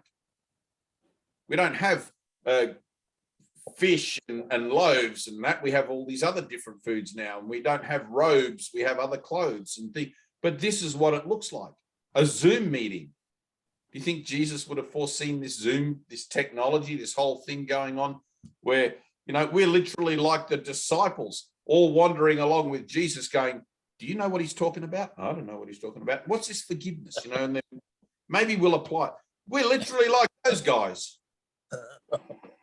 Those guys are trying to work it out. They thought Jesus had come to liberate them from the Romans and lead some kind of revolution. About halfway through, when they were far enough from home that they realized they couldn't get home because they had no food without Jesus, they had no choice but to continue to follow Jesus, right? It's like, well, what if Jesus is crazy. What if we just leave him now? How are we going to get home? We won't have enough food. Whatever. But I don't want to preempt the disciples here, but you get the idea. So it's like at a certain point in this, you're in so deep, it doesn't make sense to go back, right? So there's no going back. There's no going back. You can't do it. A little caterpillar can't go back from a butterfly to be a caterpillar again. Right. It's like it's a done deal. The fix is in. You can't fuck it up even if you wanted to. Just stay in the vibration of this that offers you the max benefit of being able to take advantage of what it is that Jesus is holding out. Like in Laurie's case, I have no clue what that was, but I just saw his hand go over the top of her head like that, like something there.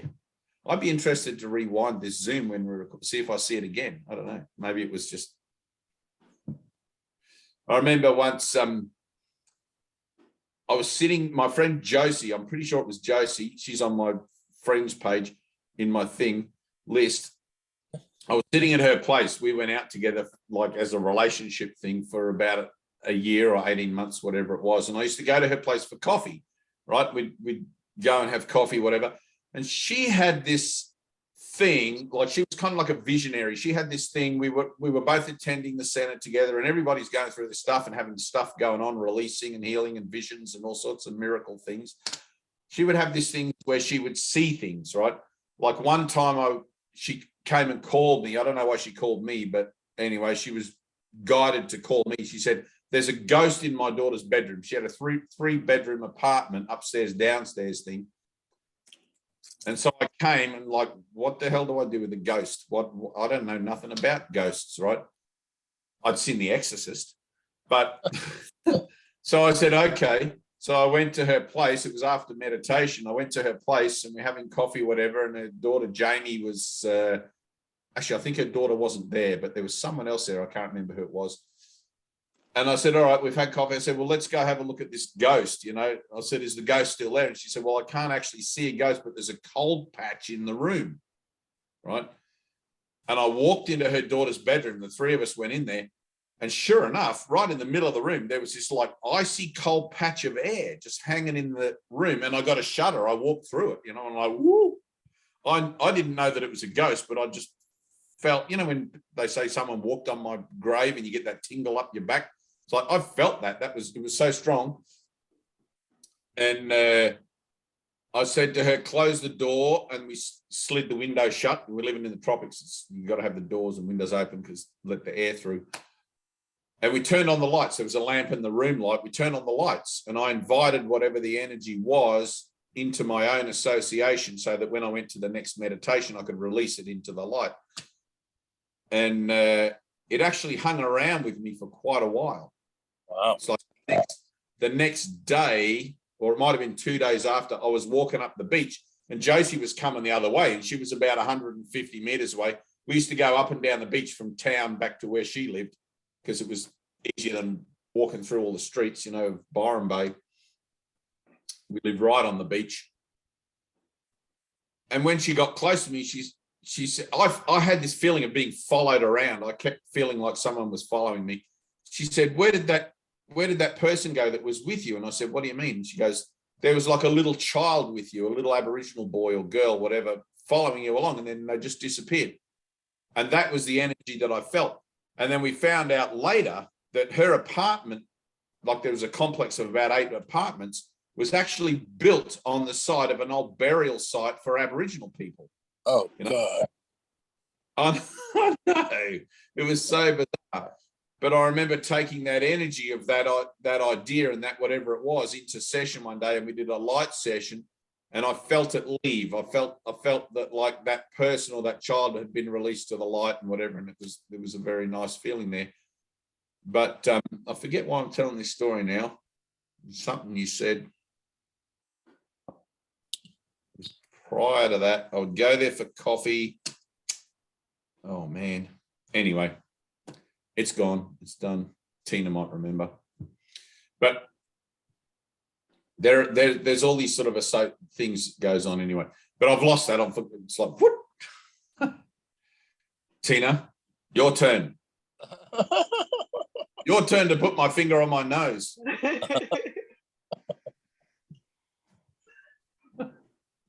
You have to like super glue, like a bit of glue, stick it there. Oh, wait. Oh, okay. I thought you wanted me to remember what you were saying, because I was like, I don't remember either. No. Okay. You know, Anything? Are you good? I'm sort of good. I got a body attack though. During Lori's thing. Like, yeah, like all of these attacks in my body, like while you were going through your thing. Yeah, I'm still like feeling that. That's kind of strange because I don't think I have stuff like that. I'm trying to. Right. But I'm feeling. Where's the attack you're feeling? In my side, like right in here, like like cramping really bad. You feel it? You see it? I'm looking. I can't see nothing. No, I still feel it.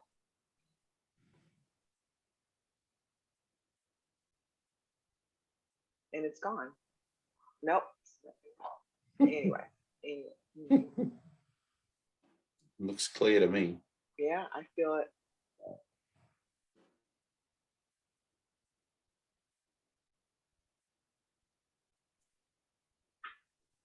Gone. When I say it's gone, I feel it. But anyway.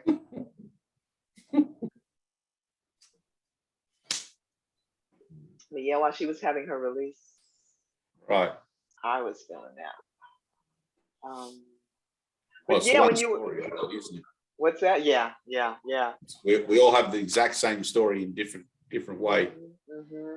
Yeah, I had to get up. Yeah, that was really powerful. Thank you. Right. But you were saying how you kind of can't find it anymore. Because you know it's been really intense for me the last few weeks. And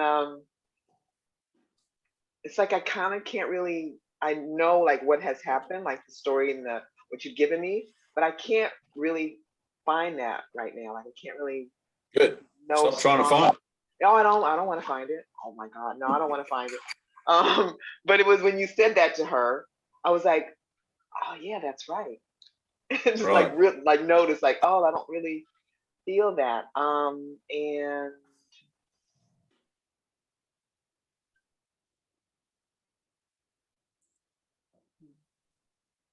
it's like you want to check the Holy Spirit's work, you know. I don't completely I don't completely trust anything, including myself or especially myself. So when the Holy Spirit makes a movement in my consciousness or makes a movement in my mind, I want to check and see if it's still there. Maybe he missed a bit. It's like that doubt, you know, that little moment of doubt. It's like, I remember lots of things. I used to have this terrible dream. I can still remember the dream and the manifestation that it took in my waking life as well.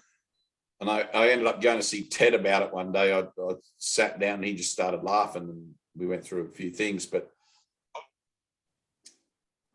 I still remember looking for it in my consciousness, looking for those attack thoughts that I was holding against myself in reference to that dream so I could maintain some kind of belief in duality.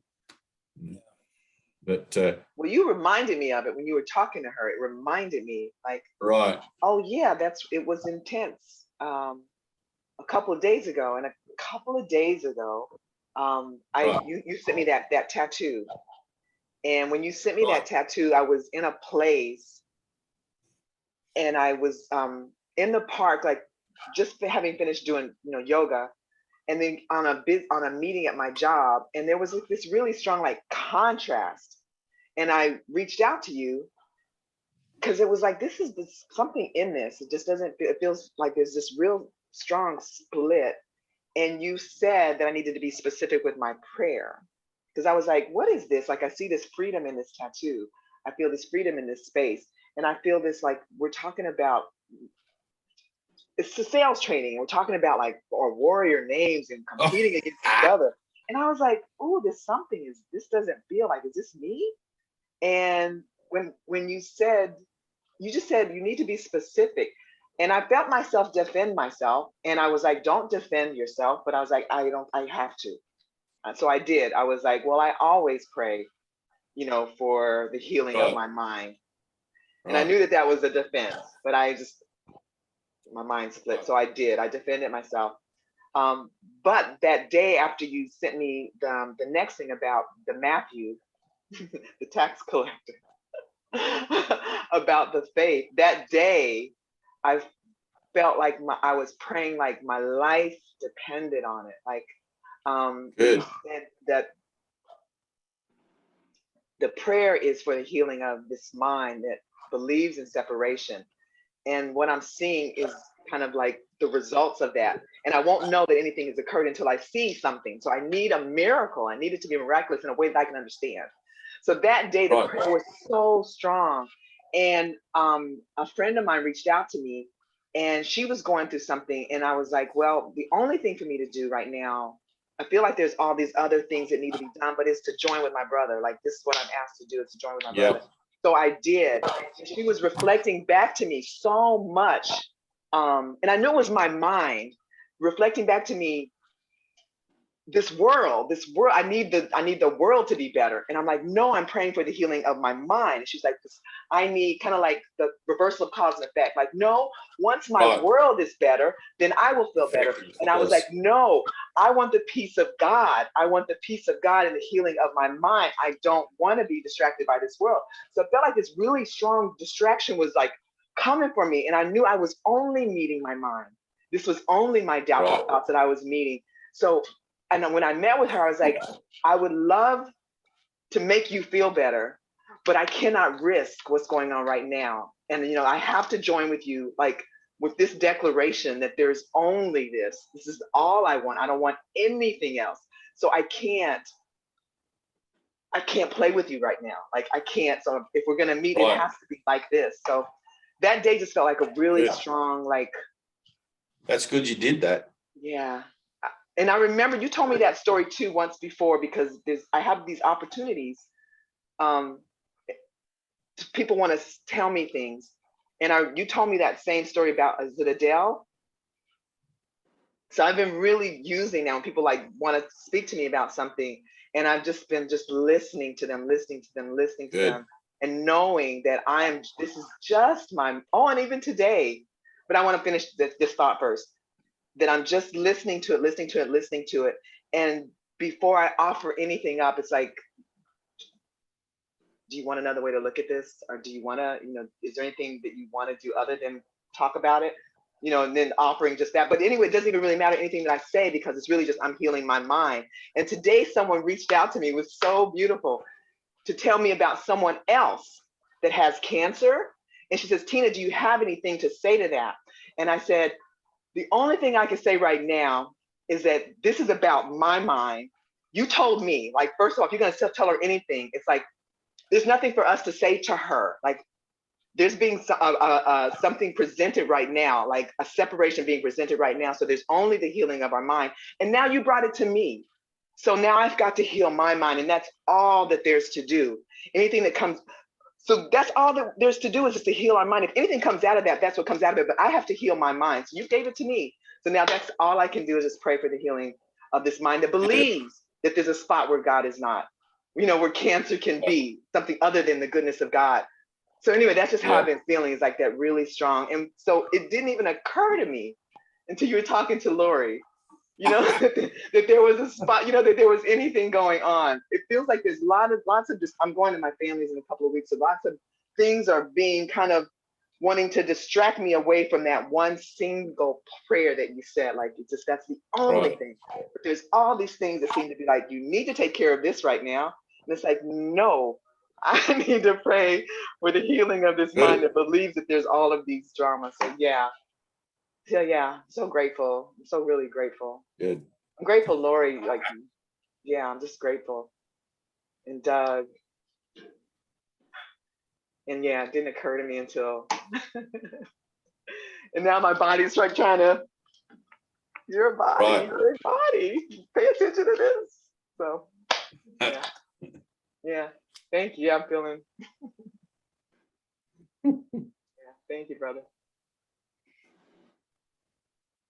It's always perfect, isn't it? It's always perfect. You start to see that the grace of God exists even in the slightest little doubt. There it is. It's like it's never leaves me. Goes with me. And what is it? The grace of God, there by the grace of God go I. I'm going to have to read the book, see if I can brush up on my references. But you helping me. Right. But no, that goodness, what you're talking about, it just really does. It feels like, I was telling my friend, it just feels like the wrong mind just kind of overplays its hand, because it's so like obvious, like you just did too much. You know what I mean? Like, the goodness of God is just like right here, and it's like it's exposed, like but yeah, it feels so sweet.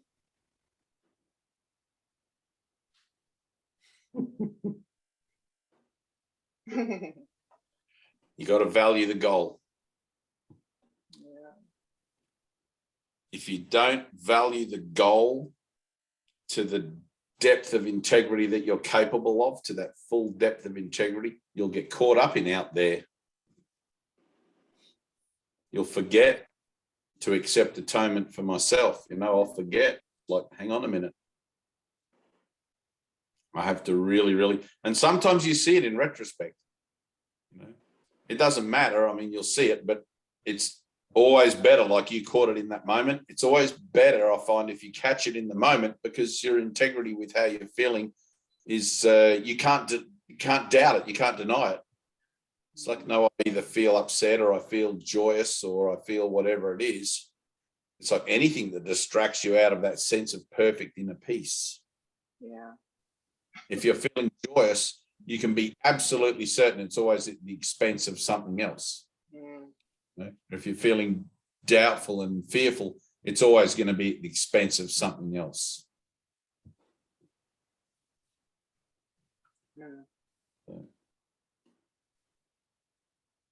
The something else is always going to be just as illusory as any other thing, but you know, you got to use what you got.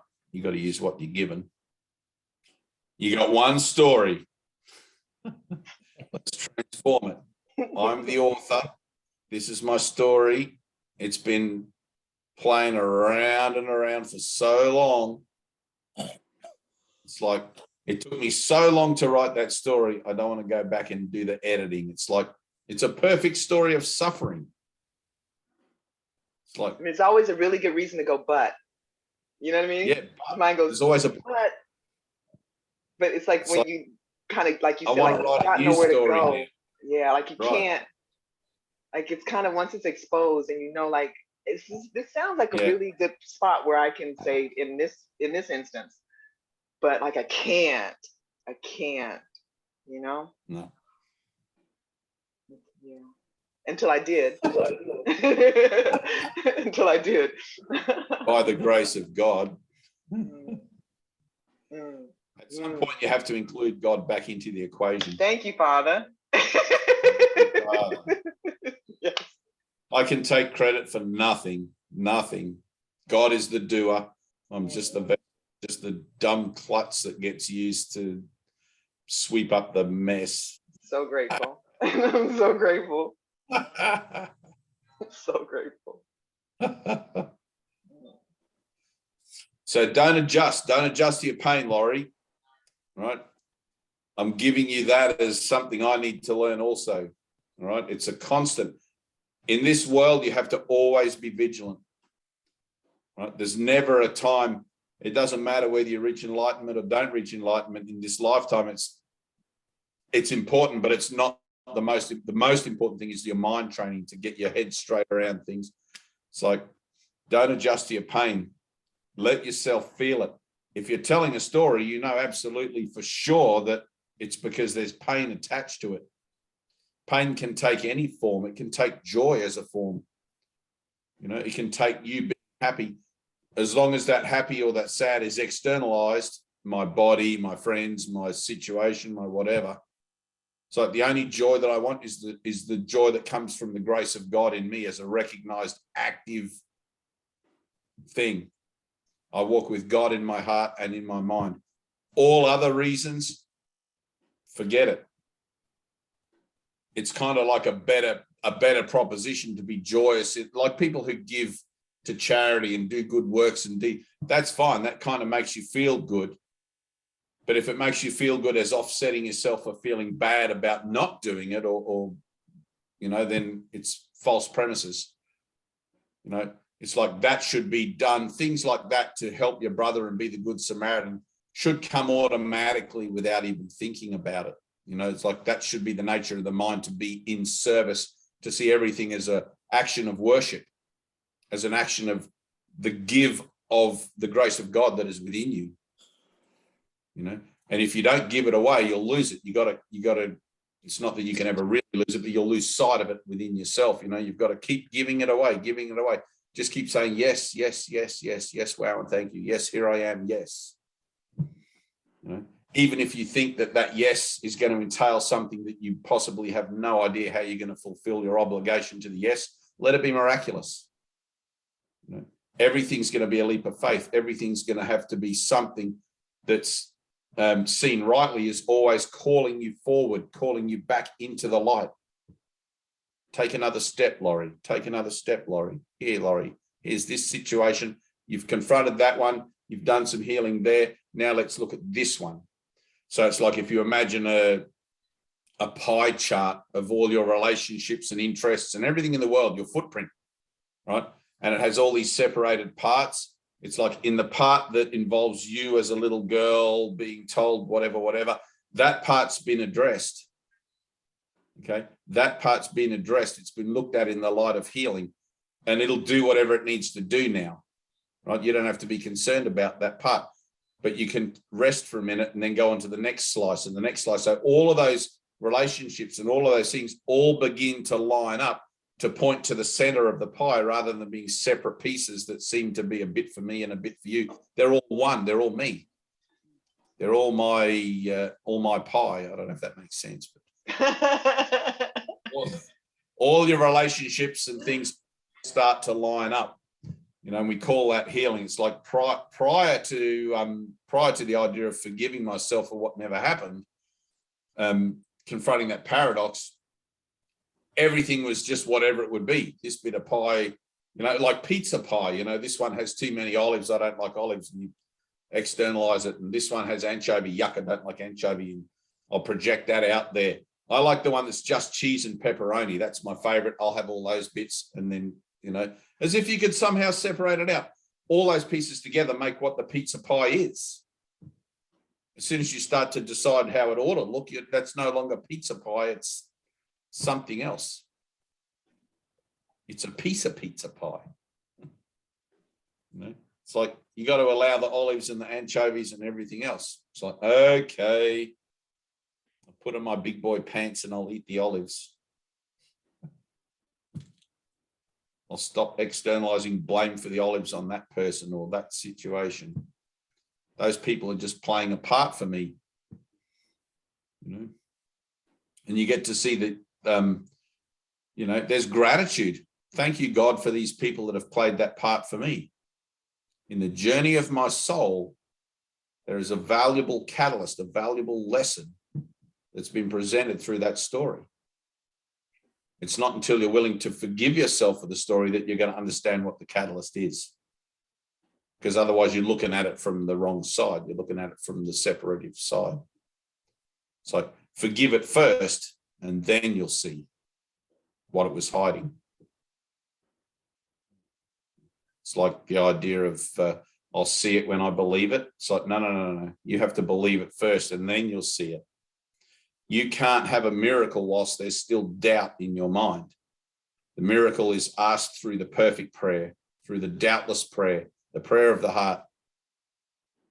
I need a miracle because I believe in miracles. If you're asking for a miracle with doubt, from that point of view, then no miracle can be given you, because the miracle can't fit in where you still hold doubt more valuable than the miracle itself. So I've got to leave that space empty. I'm saying I want a miracle, but I've got the space where I want the miracle to fix everything in my life, and I've got all these doubts about it in there. How the hell is that going to be helpful? I need to forgive myself all those doubts so that, you know, or be willing to, so that the miracle can come and take the place of those doubts. I have to ask from a place of belief. The action of faith, all of these things that happen, even this Zoom meeting is an action of faith. I'm going to go to the Zoom meeting today because I don't know, but I need something to happen. I feel drawn to it, or I don't feel drawn to it, whatever, it doesn't really matter. Everything is an act of faith. In that act of faith, your belief becomes stronger. Your conviction in what it is you're about becomes stronger. So when you pray and when you start talking to God and that, you're praying from that stronger position, from that more conviction. You're not praying so much from doubt anymore. It's like the miracle. What's that game where the pieces come down and you fit them in? You got to... Jenga? No, Jenga's where you pull the blocks out. No. You know, when the little square on the computer screen, the blocks fall down and they got to fit in down the bottom into the zigzaggy thing, and you got like 5 seconds to manipulate it, and it slots in, and then the next one, if you don't get it in time, the whole game's over. No idea. Come on, Doug, you know what that is. I've never heard of it. It used to be like one of the free games you'd get on those old phones. I never played them. There was like Snake, and anyway, there was something else. But it's like that. The miracle fits in to a certain thing in your mind, right? To a certain vessel, a certain thing. It's like when Jesus says miracles are all right, but purification is necessary first, right? The purification is of your doubt, of your fear, right? The true miracle is the love that inspires that shift. It's like, I want to see my brother as perfect. I want to see the world as through the eyes of Christ, not through my eyes. Because I want love to be unconditional. I want that to inspire everything in me. I'm tired of demanding things on my own terms, because I see that it only gets my own terms, and that's not fulfilling, because I don't know what the meaning of life is. I'm just making new terms every time I feel unfulfilled. It's like rearranging the deck chairs on the Titanic. Maybe if I had that deck chair up there, I'd have a better view. If I could just get those people to move Maybe I'll go and ring the lunch bell. They'll all go in and I can have that chair. Like these devious little plans, you know. We make plans for disaster. Stop trying to make a better deck chair on the Titanic and just get to the freaking lifeboats. It's all going down. It doesn't matter what deck chair you have. Get it? Just stay in salvation where salvation is offered to you. Stay in the vibratory frequency of where it's at for you in your own association with yourself. Listen to your spirit. Listen to that internal, that small, still voice. Listen to that quiet voice. If it tells you to come to a Zoom meeting, do it. If it doesn't tell you to come to Zoom, then it asks, where should I go? What should I do? Should I go to a Zoom meeting today? Should I do something else? Whatever. It doesn't matter what you do. I'm not sitting here hoping 50 people turn up. I'm sitting here one day hoping that nobody turns up. My job is done. I can go. Thank you, Father. I'm only here to represent something that's totally obvious and free for the asking. It sounds ridiculous. I would even need to sit here to represent it, but I need to do that for myself, for my own healing, for my own expulsion of doubt and fear and all of these things. I'm constantly in the teaching of what I need to learn, and hopefully in the hearing of that. So many of these Zoom meetings have been incredibly helpful to me. Sometimes I wake up at like 2 a.m. and go, ah, and I just have this moment. It's like something that occurred in the Zoom meeting that perhaps I missed in the moment of it, but it's like, it'll wake me up. I'll be like, bam, like, woo, that was a good one. You know, like you sort of catch it, you know, it's like, that's what I was looking at. It's like, damn, I took my finger off my nose for a second and I missed. But then you kind of hear it, you know. It's like last night. So this is really cool.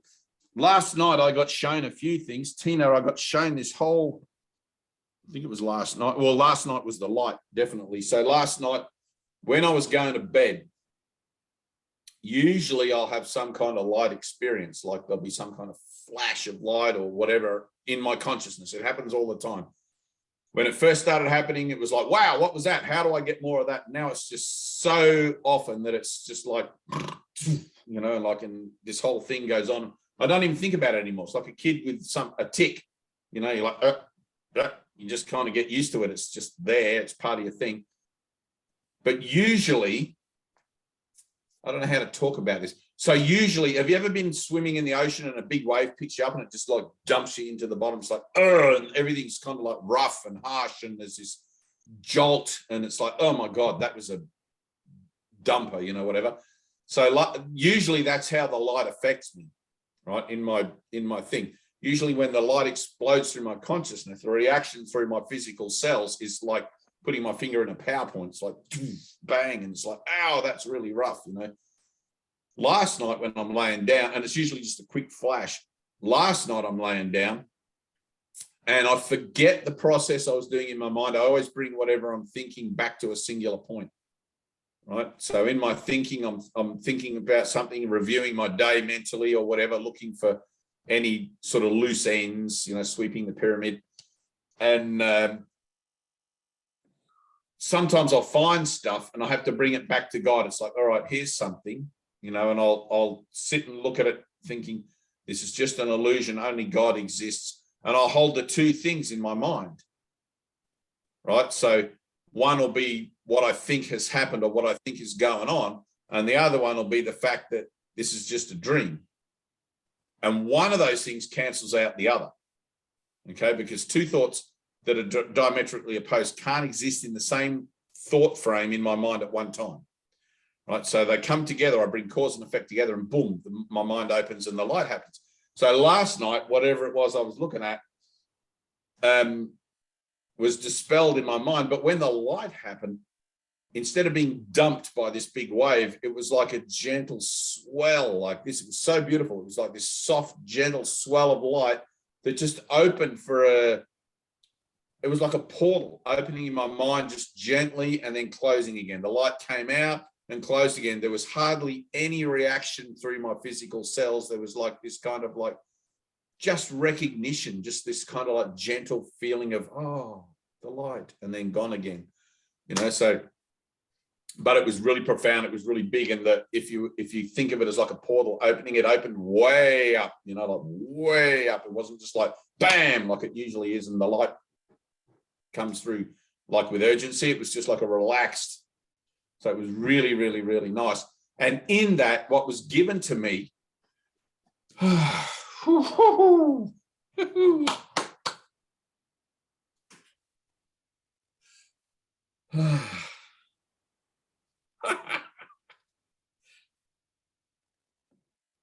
just got Ted just then.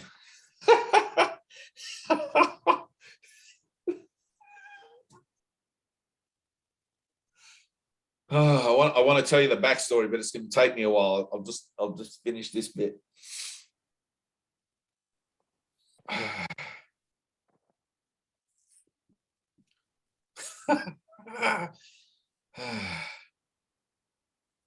So Tina, you've been noticed. You've been noticed. You've been like, it's almost like someone's assigned to your case on a permanent basis. I don't know how to describe it. It's like Ted used to talk about, I've had an experience once of being out of my body in this place, like an auditorium where there are just spirits around, all around. And at the time, Ted was incarnated on earth, right? My teacher. And I had no body. And this is the backstory. I had no body. I won't tell you how that experience came about because that's a bit of a story, but I know I've told it before. But I had no body. And one of the spirits, one of the entities, I'll call it an entity for a second, that also had no body, that was just pure spirit, came down to me and showed me around this kind of like circular amphitheater or whatever. I can't even describe it. And there was a gap up in the ranks, in the seats. There were no seats, but there was a gap between all these beings. And the voice in my head, which was this one with me, said, that's where your teacher Ted sits, right? There was a recognition that I'd made a note of the gap. And I knew in that moment that my teacher Ted was a part of this divine circle of beings who were overseeing perhaps not just my atonement, but the atonement of my whole association, 144,000, whatever. I don't really have a way to express, because I don't really understand it myself. I have a loose grasp of it. It's very hard to grasp. But anyway, so in the time since then, certain things have happened, usually in relation to students and people that I've taken on as, or always students, that I've taken on as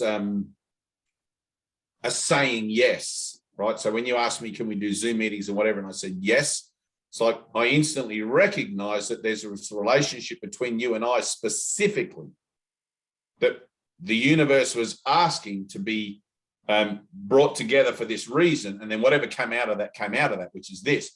And what happened last night was the result, or the effects, or the boom, or the benefit of doing this has got to such a point that in you something has changed and they're aware of what that is. Right? Like Ted just came to me, just I can hear him in my mind, like sometimes when you'll be thinking about stuff and you'll hear my voice in your head talking to you. I hear Ted in my head, right? So Ted, and for a long time he was gone because I had this, wasn't a reluctance, but I knew that I had to hear my own voice, not him. I knew I had to stand on my own 2 feet. But now he comes back as like a friend, and even though he's left, he's been assigned to your case.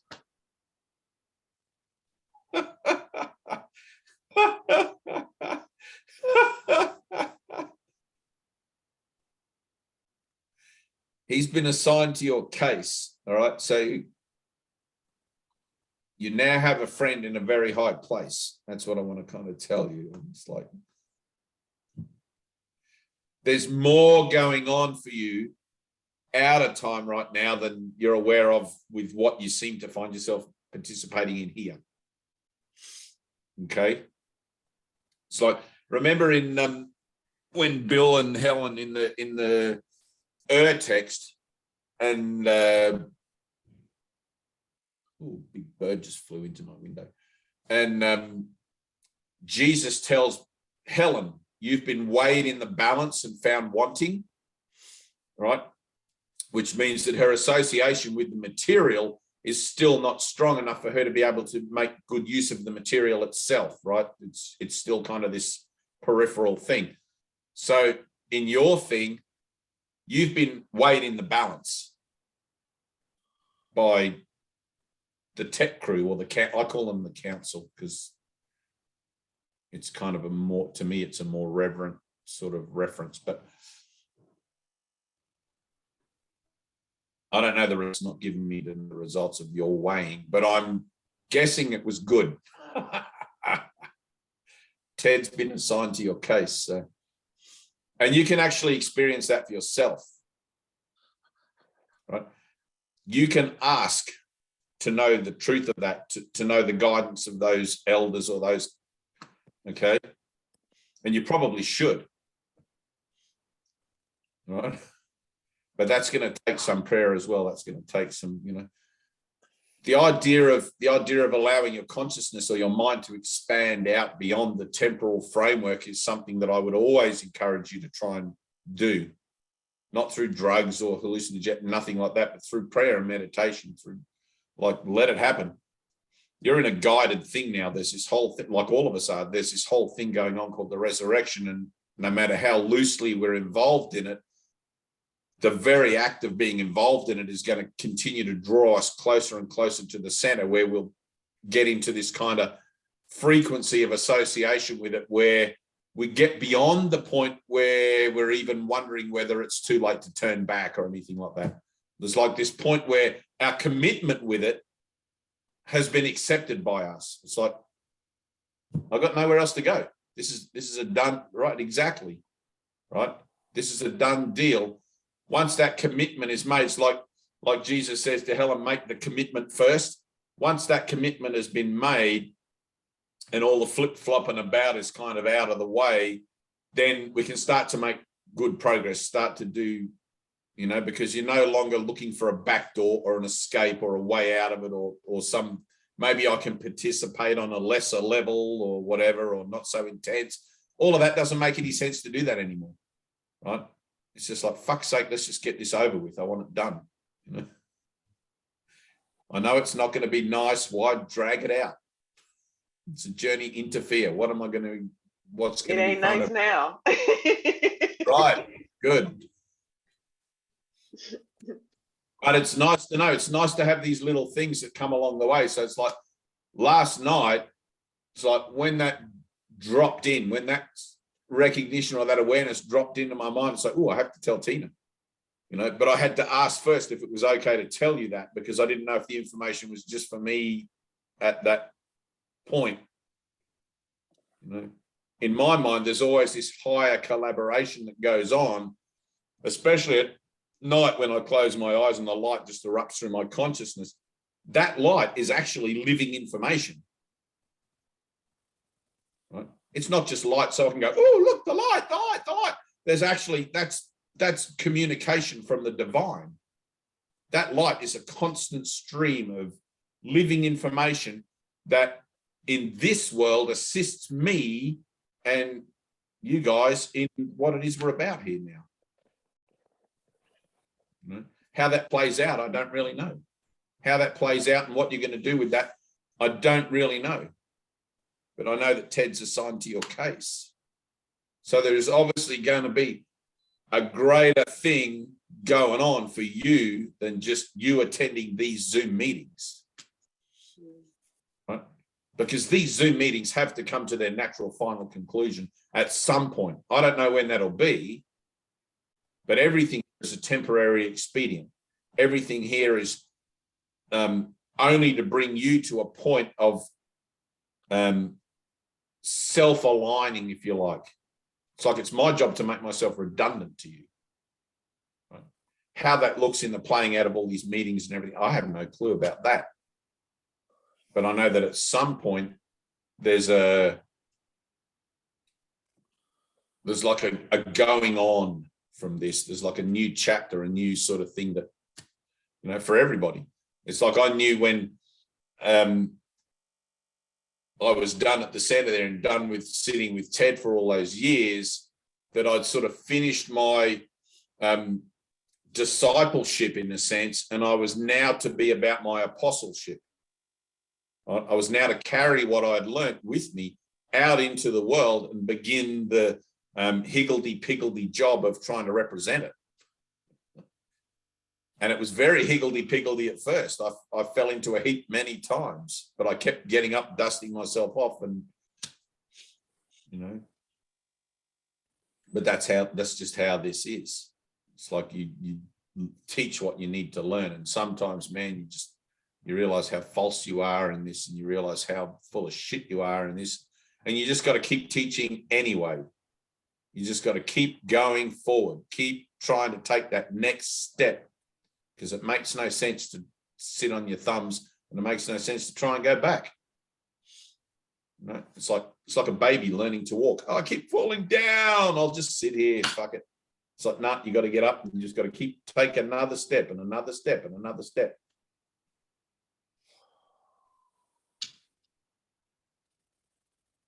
Just keep going. What's that fish? Just keep swimming. Just keep swimming. I saw a boat. What's that? Dory. Nemo and Dora. Dory, yeah. Dory's like my savior. Just keep swimming. Just keep swimming. I was so scared of Ted. She has no clue where she's swimming to. She doesn't care. She just keeps swimming. Eventually, she'll get to somewhere.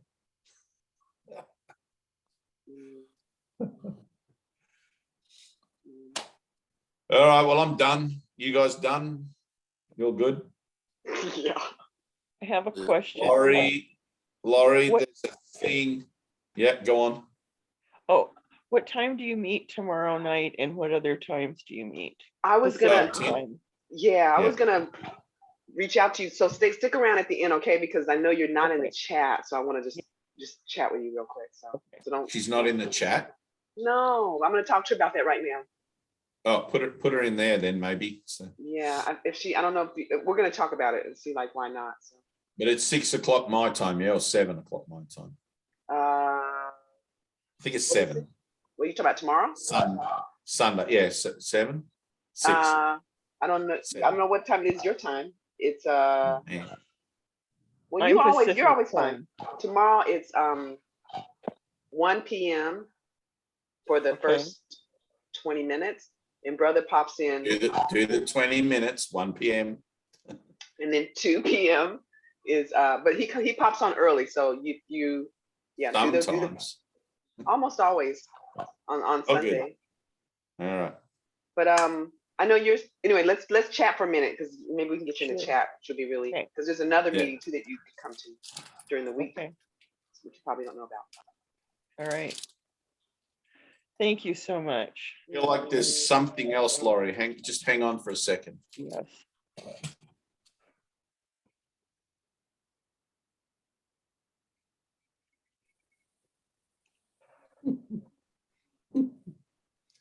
Nah, it's all good. It's all good. I'm just looking everything's quite kind of clear there. So, all right, good. See you all tomorrow. Peace. Thank you. All thanks be to God. Thank you, Father. Thank you. Watch out for nubile maidens knocking on your door, Doug. Just remember, say yes. Nubile. Is that the word, nubile? Is that me? Is that what that means? I thought it meant. I thought nubile was like. I don't know why I'm having some association with. I don't know. Maybe I'm just wrong. You're probably thinking Nubian. I am. Star Wars, Nubian. Is there Nubia in Africa? Is Nubia a country in Africa? Nubian Queens. I don't know. All I know is Nubian Queens. Namibia is. I know Namibia. No, Namibia. I'm going to Google it. I'm going to Google that. Anyway, you can be our Nubian queen, Tina. I'll do that. I think Nubia is.